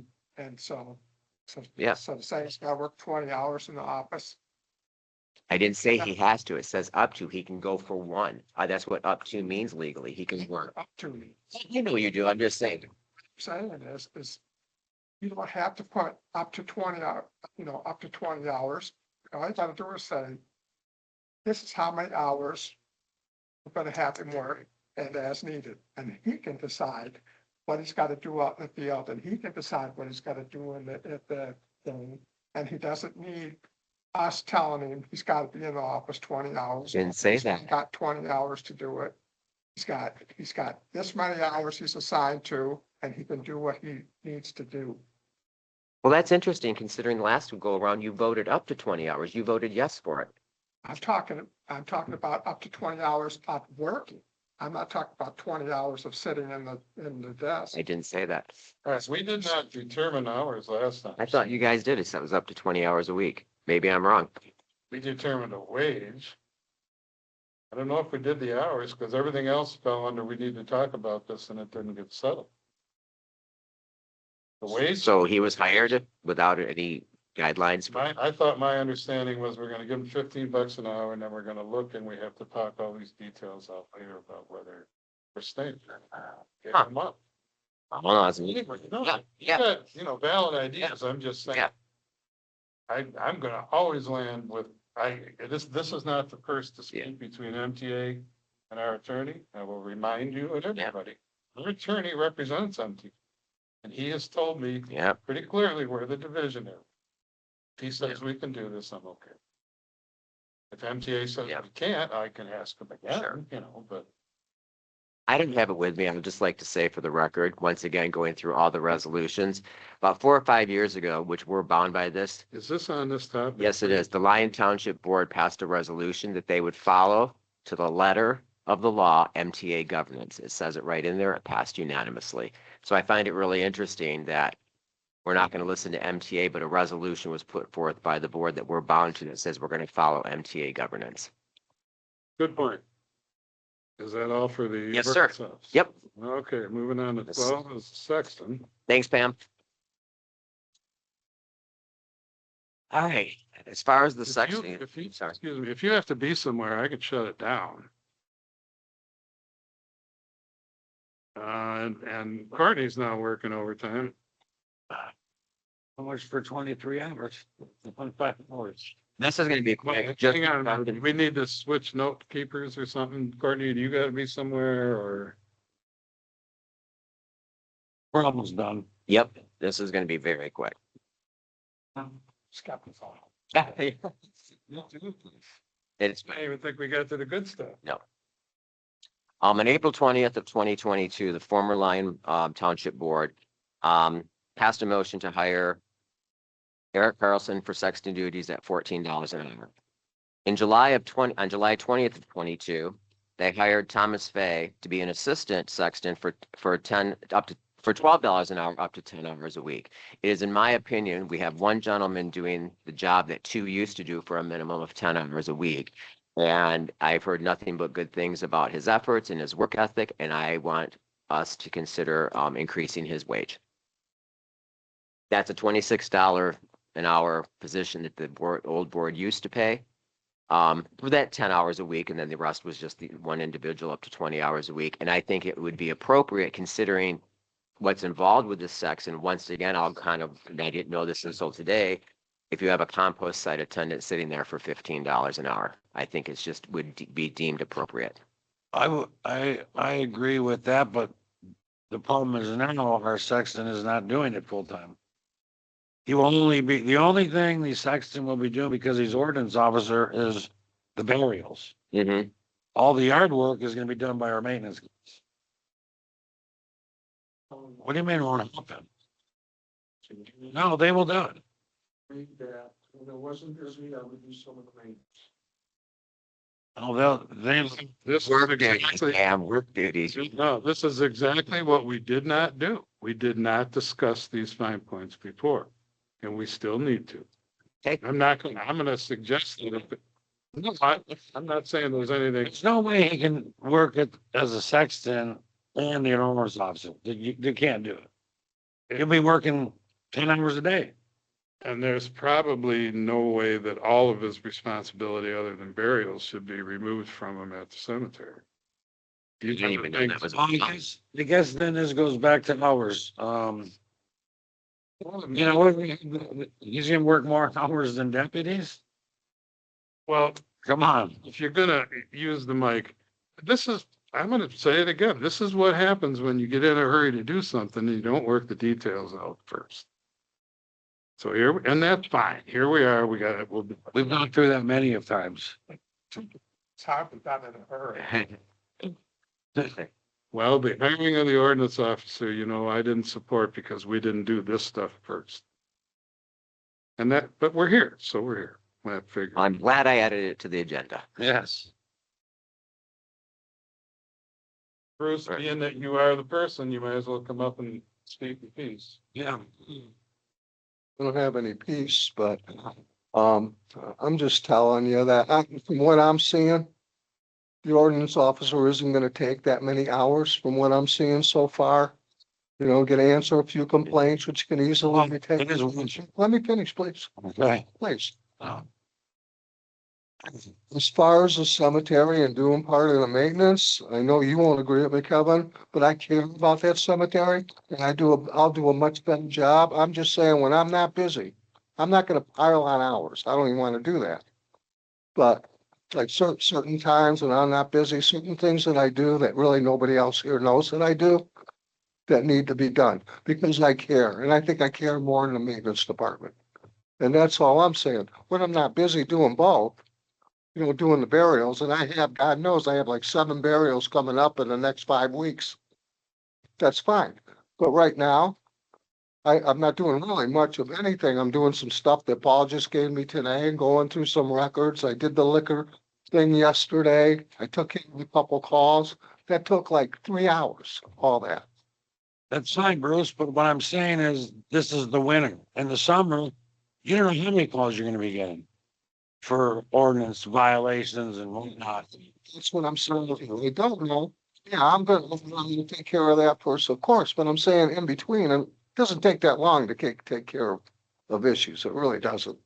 Um, Well, I'm not gonna, I would still like to do some maintenance over there. I'm just telling you, I had a lady call me today about a grave that was sinking because we had done a burial in the winter time, and I appeased her and told her, yes, I was fully aware of it, and the sergeants was coming back to cover it. They're aware of it. They couldn't do it because it was 2 below 0 then. That's all I'm saying. I'm not gonna pile hours. I'm not gonna, believe me, I don't wanna work 50 hours a week. I don't wanna work 40 hours. Yeah, we'll just vote on it. That's all. We gotta vote on the hours and the I'm just duties. just telling, you said say my piece, and that's what I'm doing. That's fine. What I can do is, Yeah. try and move it to the board meeting and get you some. Thank you, Bruce. answers. Because it's morphing into ordinance officer and a sexton job. We need to determine how that's gonna work together. So I agree. that's what we gotta do. Yeah. Okey dokey. Next is wages and meeting dates. Well, we know we're gonna pass them. Did we Yeah. cover everything We're gonna previously? take care of it for the end of the month and we're good. Okay. And last but not least is short-term rental.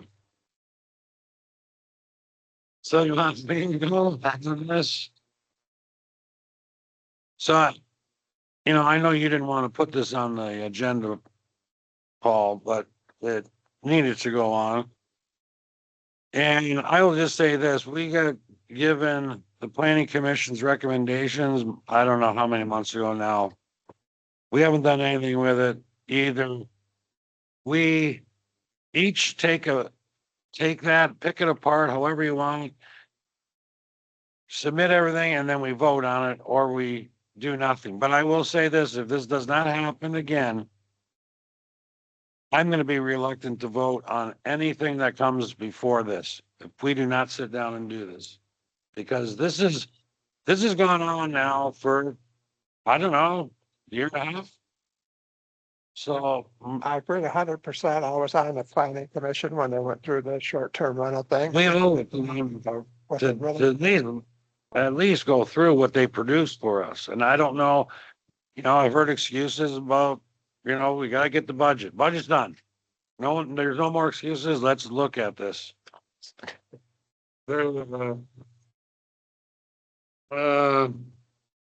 This is where I become even more unpopular, which is a little bit hard to believe. The reasons that I was doing this is that I've asked you guys all to look at that stuff and try and see the differences, but I'm going to read this. I'm happy to serve. What you actually said is entirely true, and you believe it to be true, and I can't ask for any more than that out of you or any of you. I don't set out to incite anger when I speak my mind, but if it happens, so be it. In the circus arena of local politics and special interest groups' pressure, it's hard to tell the facts from the personal agenda conjecture. In part, the acrobats from the clowns. I suppose politicians are better at making the distinctions. I wouldn't know. So far for 2026, I'm not going to buy into yet another three-ring manufactured crisis like GLUA was. I've learned that clarity scares bad ideas. I learned that facts age well. I learned that hasty mistakes hate accountability when it lands on them. And I've long known that leadership means owning outcomes. We have our original township board supported, user-friendly STR draft, and also the 8 months later version of our PC's many additions or omissions that effectively dismantled that draft. Most changes are taken from different townships, more personally intrusive ordinances, and some even from the STR that this sitting board 1 year ago unanimously repealed. Can anyone here tell me how many changes were made to the STR that we gave the planning commission and how they differ from what the township board originally wanted? Is anyone aware there are no facts that support short-term rentals having negative impact? Can anyone here tell me what Denton and Roscommon Township's STR ordinances are, and if they're designed to gather facts before acting or just restrict short-term rentals? In any case, some of us here are in a hurry to declare a short-term rental ordinance with all the efficiency of an 8th grade car wash. Many new facts have come to light and they disprove the STR suppositions that we all had a year ago. To ignore them now will be the public service foolishness on a stick. I believe it was Franklin who said, when the perceived facts that led to my positions change, I am forced to consider them and reevaluate my position. What, sir, do you? I agree with your plan. Here's a plan that would reflect our elected purpose and should be a base template for any future planning. I don't like how the ordinance officer was hired before the facts. But in the future, let's find the differences in our own PC that our own PC peppered into our original or short-term rental. For your information, there's at least 11. And see if we agree with that. Then let's compare it to Roscommon Township has been doing in their short-term rental, and Denton Township is now beginning to do, which is gather facts before doing anything dramatic. At that point, the whole board will be aware of the opinions, and then we can choose from them and move towards public meetings and decision by vote. A famous world leader once said, politicians are the same everywhere. They always want to build bridges where there's no river. Let's keep in mind that whatever decision is made by this board on short-term rentals, it's going to be real hard to start walking that cat backwards. So this is from here on in, I'm going to be oppositional to anything that doesn't take a lot of thought and effort and consideration. So I agree with you. We should start tearing that apart. If you don't know what it's already, I already asked you guys to look at what the change. But if we don't know, then we're here right now, right? Right. Let's have a meeting. Let's have a public meeting and tear that thing apart and see where we're at. First, we got to find out how we're going to proceed with it. Please? Can I? Yes. Go on. Yeah. Whatever we end up doing, police power or otherwise, to me, fails in the fact that we don't even know what the hell happened. And there are other options. Things have changed.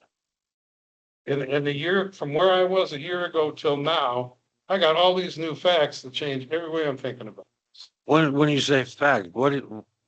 The fact that the demand to do something because of all of the problems that short-term rentals cause, and then finding out that the police department has only 4 complaints for the whole summer. Well, I have. And then switching to, if you do a complaint, sign it, bring it in, and the people who lied to me and said, I called the police, I did this, I got police reports, bring it in, nothing.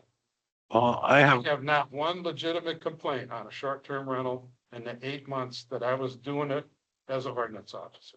Legitimate. Now, as the other townships, if you want to get embroiled into the anonymous tips and that stuff, I don't pay any attention anymore. You know how many people lied to me about this stuff? When they started lying is the only question, but the first word out of their mouth or halfway through the story. So we can gather facts.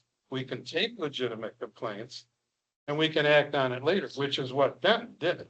We're going to start moving in that direction, and then we can determine, like Garrish did, they would start into the next calendar. We're not Denton or Roscommon Township. Sorry, not, but I spoke my piece. Yeah. Wait, and then I have friends who own these, and they're all over me and saying, "What are you guys doing? Are you passing something so I know what's going on?" Yeah, that. So it's not just the people who don't want them; it's the people who have them that have an issue. There's no concept. And those are facts. There's no concept in my brain that says we could pass anything and impact anybody in this calendar year. Because they already had them out there. It took 8 months to get it back from the planning commission.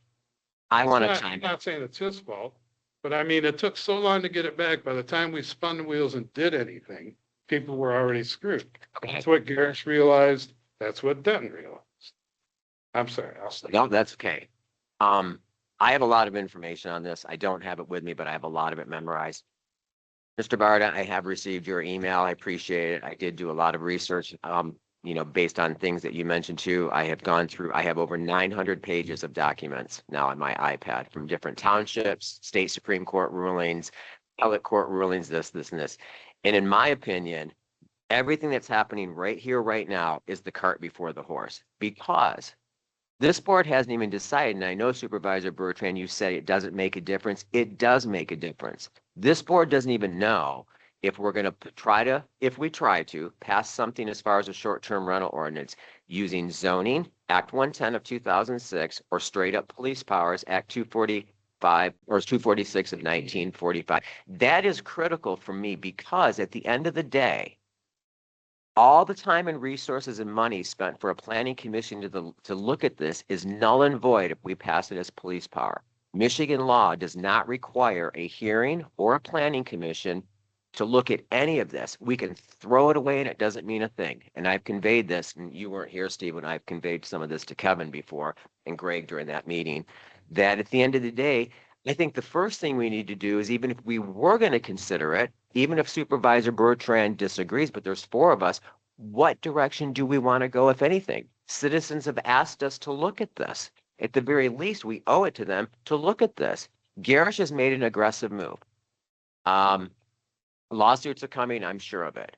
And what people have not understood is, and there's a lot of problems to this, and we're not going to get into all of it today because I have a freaking book about this thick of stuff. On November 22nd of 23, the state Supreme Court ruled and upheld the idea of permissive zoning within townships. It's a landmark case for the state. And what is permissive zoning? And here's going to be our challenge. Nobody wants to listen to me. I don't care. I'm going to say it anyway. Permissive zoning clearly states that which is not specifically, and the word was specifically was mentioned by the court, specifically mentioned as a permitted use by right, is not permissible. More than once now, the state Supreme Court and the appellate courts have ruled that short-term rentals are a commercial endeavor. If it is a commercial endeavor, we have not made amendments to Ordinance 55 to allow even a special use exception for rentals to go into R1 residential districts. And I'm not against rentals at all because I think there's a need. And the problem for me that Garish is going to have, and if this township tries it, it's in the Motion Michigan Zoning Enabling Act. It's called exclusionary zoning. If a township and its residents can put together and show the state of Michigan that there is a need for a land use that is being prohibited by that township, it is illegal. So we have all these challenges that this board hasn't discussed, Garish hasn't discussed. So their sunset date, they already can show that there's going to be a need. So we need to decide at the very least, and there's 10,000 more things I could say, what direction do we want to go if we are going to go anywhere? And I think it is worth us taking a look at that at the very least, and nothing more for right now. There's your fact finding. I support you 100%. As it was presented to me for this meeting was to talk about it and vote, and I'm not there. Oh, we're not voting. I didn't No, believe so. I can share as far as, again, the facts changing. Our attorney has already told us that we could do that some of the stuff you're referencing would not stop us. Also, we have choices. If we look at the current one and we start making more than 2 or 3 changes in that, we have to have public hearings and explain why we're changing it back to what we had originally started. And that is not correct. Okay, but anyway, the thing is, we can throw the whole thing out. Yeah. And just do a police file. Michigan These are things that I think all 5 of us need to be sitting. I don't want misinformation out there. I really don't care what Mr. Bela says. The Michigan Zoning Enabling Act and the guidelines sent to me by University of Michigan Law School, Michigan State University, Wayne State University, and Cooley Law School, as well as MTA, clearly point out that at the end of the day, there is one public hearing if you're going to go and create a new ordinance or an amended ordinance. That's it. Then I'm not saying that, but I'm saying you that, said we needed a new public hearing if we change it. No, we do not. I'm saying to talk about No, we it, don't. to do it in the public. Public hearings are only required if you're going to go through zoning. Let's meet. Oh, We talk, sure. everybody's here. Oh, yeah. Well, Garris did that. That's a great idea. They did a public hearing because I spoke with Brian Hill about this. Well, And he knew they didn't have to go through their public hearing for a planning commission. Before we ever make a decision, in our decision-making process, that we have these discussions in front of the public. Like, what is Which this? I don't think Kevin and I were almost in agreement there. If we're Yeah, gonna but we're meet, in the public right now. Well, I don't understand the difference. Talking about I want Greg to getting be here. trust out of the township officials together, discussing some of those topics that you just brought up Oh. and getting a direction, a clear direction of where we want to go. And to do that, you have to have a meeting because we can't do it all in private or you'll go to jail. I'll put the stop signs. Well, I'm just confused because we're in public right now and discussing. Okay, So you want all 5 years, you said. my preference Okay. was not to push it today, mostly because he's not here. Also, Cheryl has asked me, we start talking short-term rental, she wants to be here. Well, that's not. No, but I'm saying, that that's my version is. that- Take me now, please. Take me. It's gonna end up in the paper too, and I'm fine with all of that, but I didn't want to do something. And I invited her, she didn't come. Yeah. I don't want to do it and then like she finds out we did it, holy crap. She knows when the meetings are. No, it was not on the agenda Yes. to do the short term rental. Okay, and that part aside, all I needed to know is if you want to add it, I'll tell her, and I did. So Can we at least we can set a meeting. set the date and say, by this day, each board member is gonna go through and bring their corrections, suggestions, whatever, from the previous, That was, planning commission. No. Can I stop you? I'm sorry. That's the point. We don't need the planning commission recommendation if we're not going through zoning. It Right. means nothing. We could throw it out. We don't know, We're not, until we know how we want to proceed legally. I mean, okay, we should. we certainly, we can decide that we might want to just do a police power. So that's powers versus what's the other one. Zoning. Police power. so let's put that on Thursday's agenda. Okay, here we go, 100 miles an hour again. So you want to just say police power and not look at what they had? No, I want to say which way are we gonna, let's vote on which way we're gonna go with it. We could call police power, and we could look at what they've added and Absolutely you can, but it's not necessary. add it. Well, you're saying not necessary. I'm saying that for the equivalent of the public to know what we're doing and we're going to disregard what this is. We're going to go in a different direction. I don't think it's inconsequential. I think those discussions need to happen with all 5 board members in the public. And then if we go with doing something completely different, fine. Thank you. I'm saying that I don't want to get ahead of this damn thing without having all the facts out there.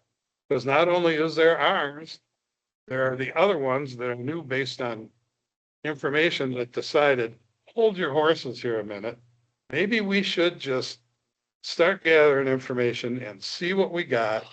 And we can have a policy, and if it turns out we got problems, we'll deal with them one at a time and go forward from there. What Garrett did was said, we got a problem. Now we're gonna prove it. That's backwards. Well, I don't believe. Okay, but anyway, yeah, it's only, would you be able to live with the fact that we discussed kind of all of it in one meeting? Absolutely. Okay, well, then we're good. But I want to convey something, and maybe you guys out there, anyone can take this, give it to the people. I was going to say it eventually anyway. To me, here's the challenge that's going to come down there, and probably potential lawsuits. We expect residents, as township board elected officials, to follow the rules.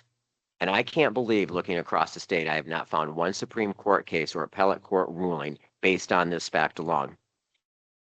That in the Lyon Township Ordinance 55, Garrish Township Ordinance 41, I've read over 200 pages between the two combined. Not one place in there does it say that these townships will allow short-term rentals in R1 residential districts.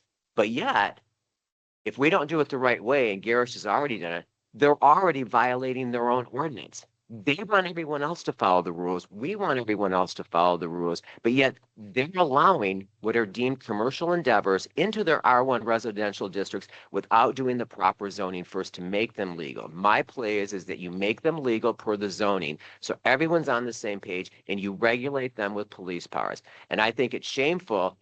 There's nothing wrong with having 10, 20 rentals, 30 in a community. The need is going to be there. And that's when it comes back when the Supreme Court ruled that exclusionary zoning is illegal. And they made it very clear that when you use a police power to exclude a need put forth by the community and they can show there's a need, it's illegal. Not to mention, and if all of you don't know it, The state of Michigan has two House bills that were pending before that didn't pass because they want to take over control of short-term rentals in the state of Michigan, which I don't agree with because our Constitution guarantees that townships will have local control. And the only reason, but one thing that was built into both of those House bills is that short-term rentals would be banned. I mean, it would be illegal to ban short-term rentals. The state has made $2 million last year in the 6% use tax on short-term rentals. They're never going to give that up. Never. So we might as well find a way to work within the system because it's not going to go away. It's just going to get more contentious and this will pass. They're working on it again this year. Not to mention, for me, it's very, very simple. And I've said this before.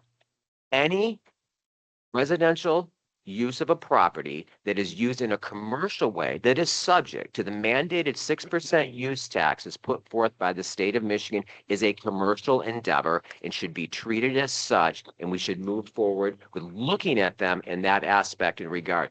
I can't open a barber shop at my house tomorrow unless I get a special use permit, but I can if they allow it. And now I have to eat that 6%. Why aren't rentals the same? Okay, well stated. Now, I'm just saying. Regular. how about we set a meeting and everybody will have a chance, everybody will be there, everybody will have a chance to state these opinions. And we can go over, at least go over some of the current situations and the current ordinances in the surrounding townships. And also discuss what direction we would be going forward from there.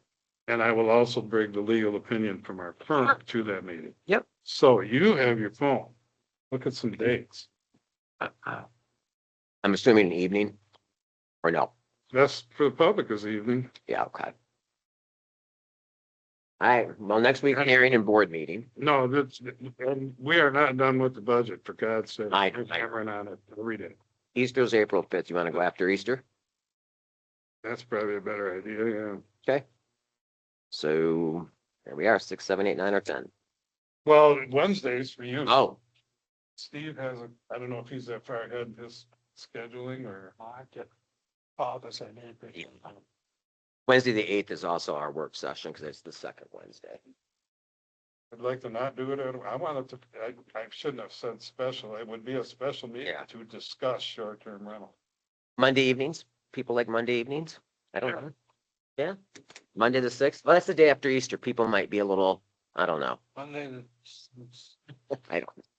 Well, all I would do before that is I will give you the ordinances from the other two townships that I'm referencing. Mhm. And I'll get, by the time of the meeting, I'll have our legal firm's opinion. Mhm. And we can go from there. I'm fine with that, as long as we're not going in trying to make decisions when we haven't looked at it. And I will bring all of my appellate court and Supreme Court rulings that will override anything that we should say or the attorney. Stop, you're gonna make me wanna miss the meeting. We have to put a length on your. This is what I've been asking for the last 90 days. Agreed. Yeah. I believe, okay, I'm gonna continue to be me. I think you wanted to just vote on it. No, I didn't. No, you don't. Ordinance officer was? I wanted We this. see, we need an ordinance officer without discussing it like I wanted to. I bet because you drug your feet on hiring one, that's why. You discuss it first. Yeah, I mean, yep, that's me, Well, because I'm Everything is obligated to gonna be- residents, the reason the last job week. Yep. All right, so what day? I'm okay with any day you got. People around after, Material before that. people around the day after Easter? Sure. Yes? I'd rather not do it that day. No, okay. Steve doesn't want to do it on the 6th. 7th? 7th? If it's the day, is that before the work session? Day before. Nope, okay. That's a rough one. The day after is easier for me. 13th, Monday the 13th. Oh, Thursday don't work? Works for me, Steve. I was listening to Steve. I'll be working Thursday, I'll be working, yeah. so I won't be all in, I don't care. What's the other option after that?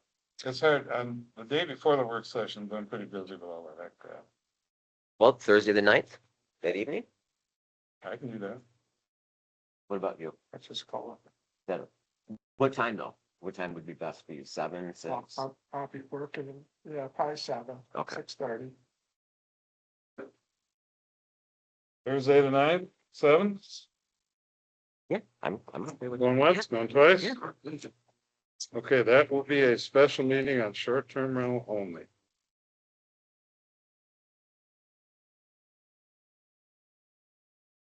$7.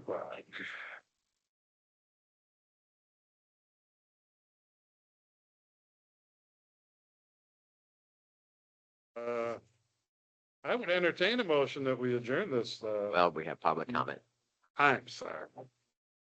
And you saying, oh, it's time to do it. Yeah, Come right on it. anyone.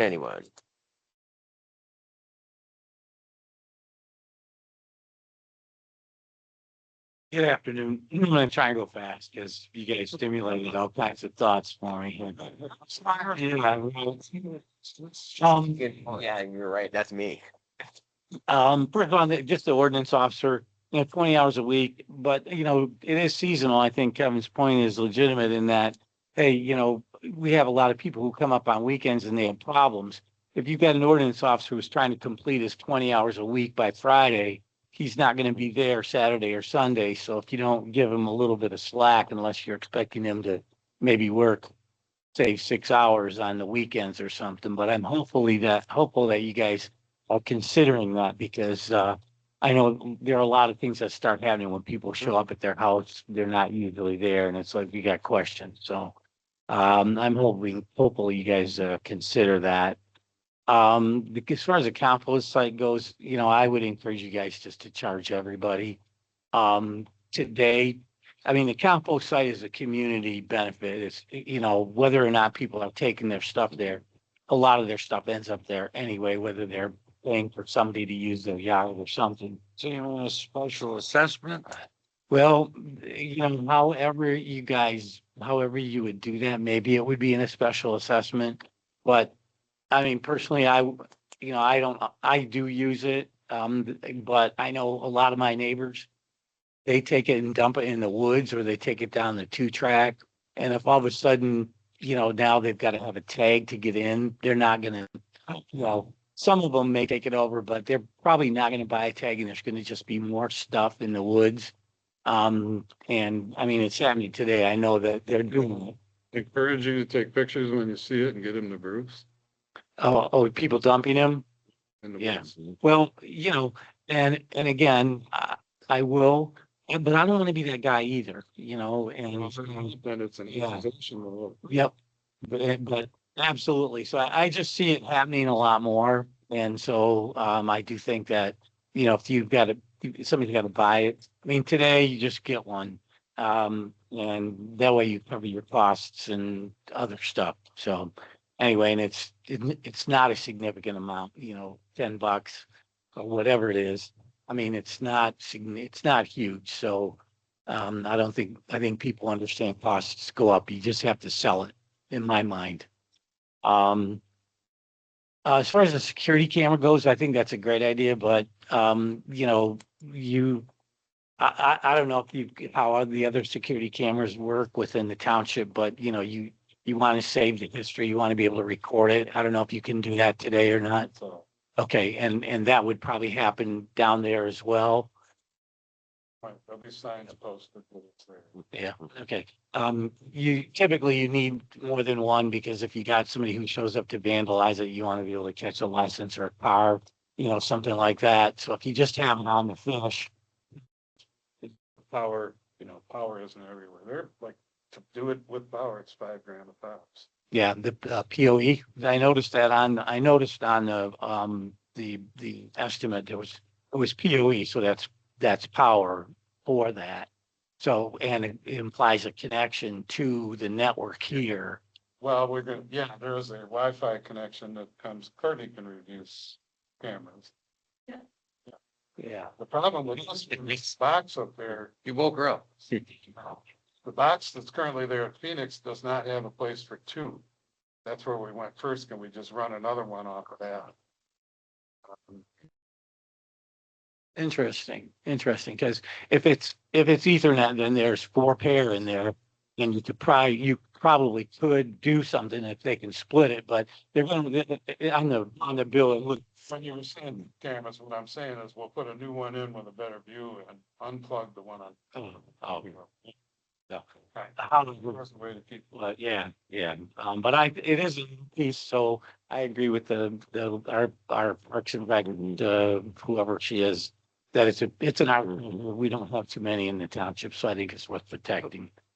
Um, um, as far as the STR goes, I encourage you guys to do that. You know, I did send some stuff. However, Tim, I do disagree with you in that if there's a need in some place that you find a need, and you prohibit it, then it's illegal. I think, you know, if people move to residential areas, it's zoned residential. That's where people go and move, and that's where they build their houses.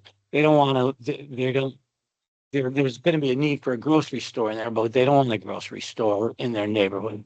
You know, they don't want a party store there. So just because there's some language like that, people move into residential areas to avoid that stuff. Well, If they wanted to leave next to an STR, they'd move to a commercial area.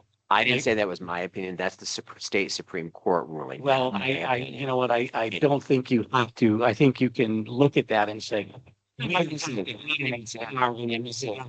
there's a demand. I'm just explaining what the state says about it. That's it. It's not my opinion. I understand. I have done the reading.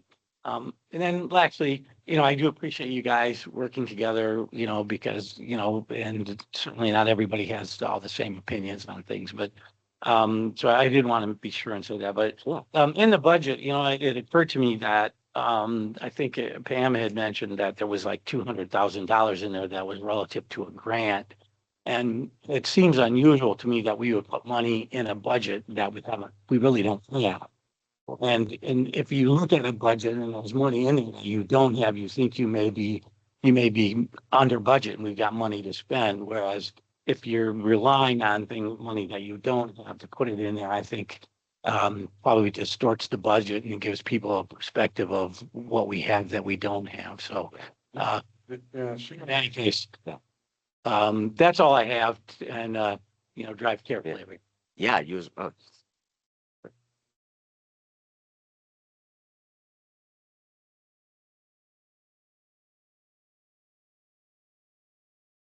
Okay, I'm not quite sure how that works, but. That's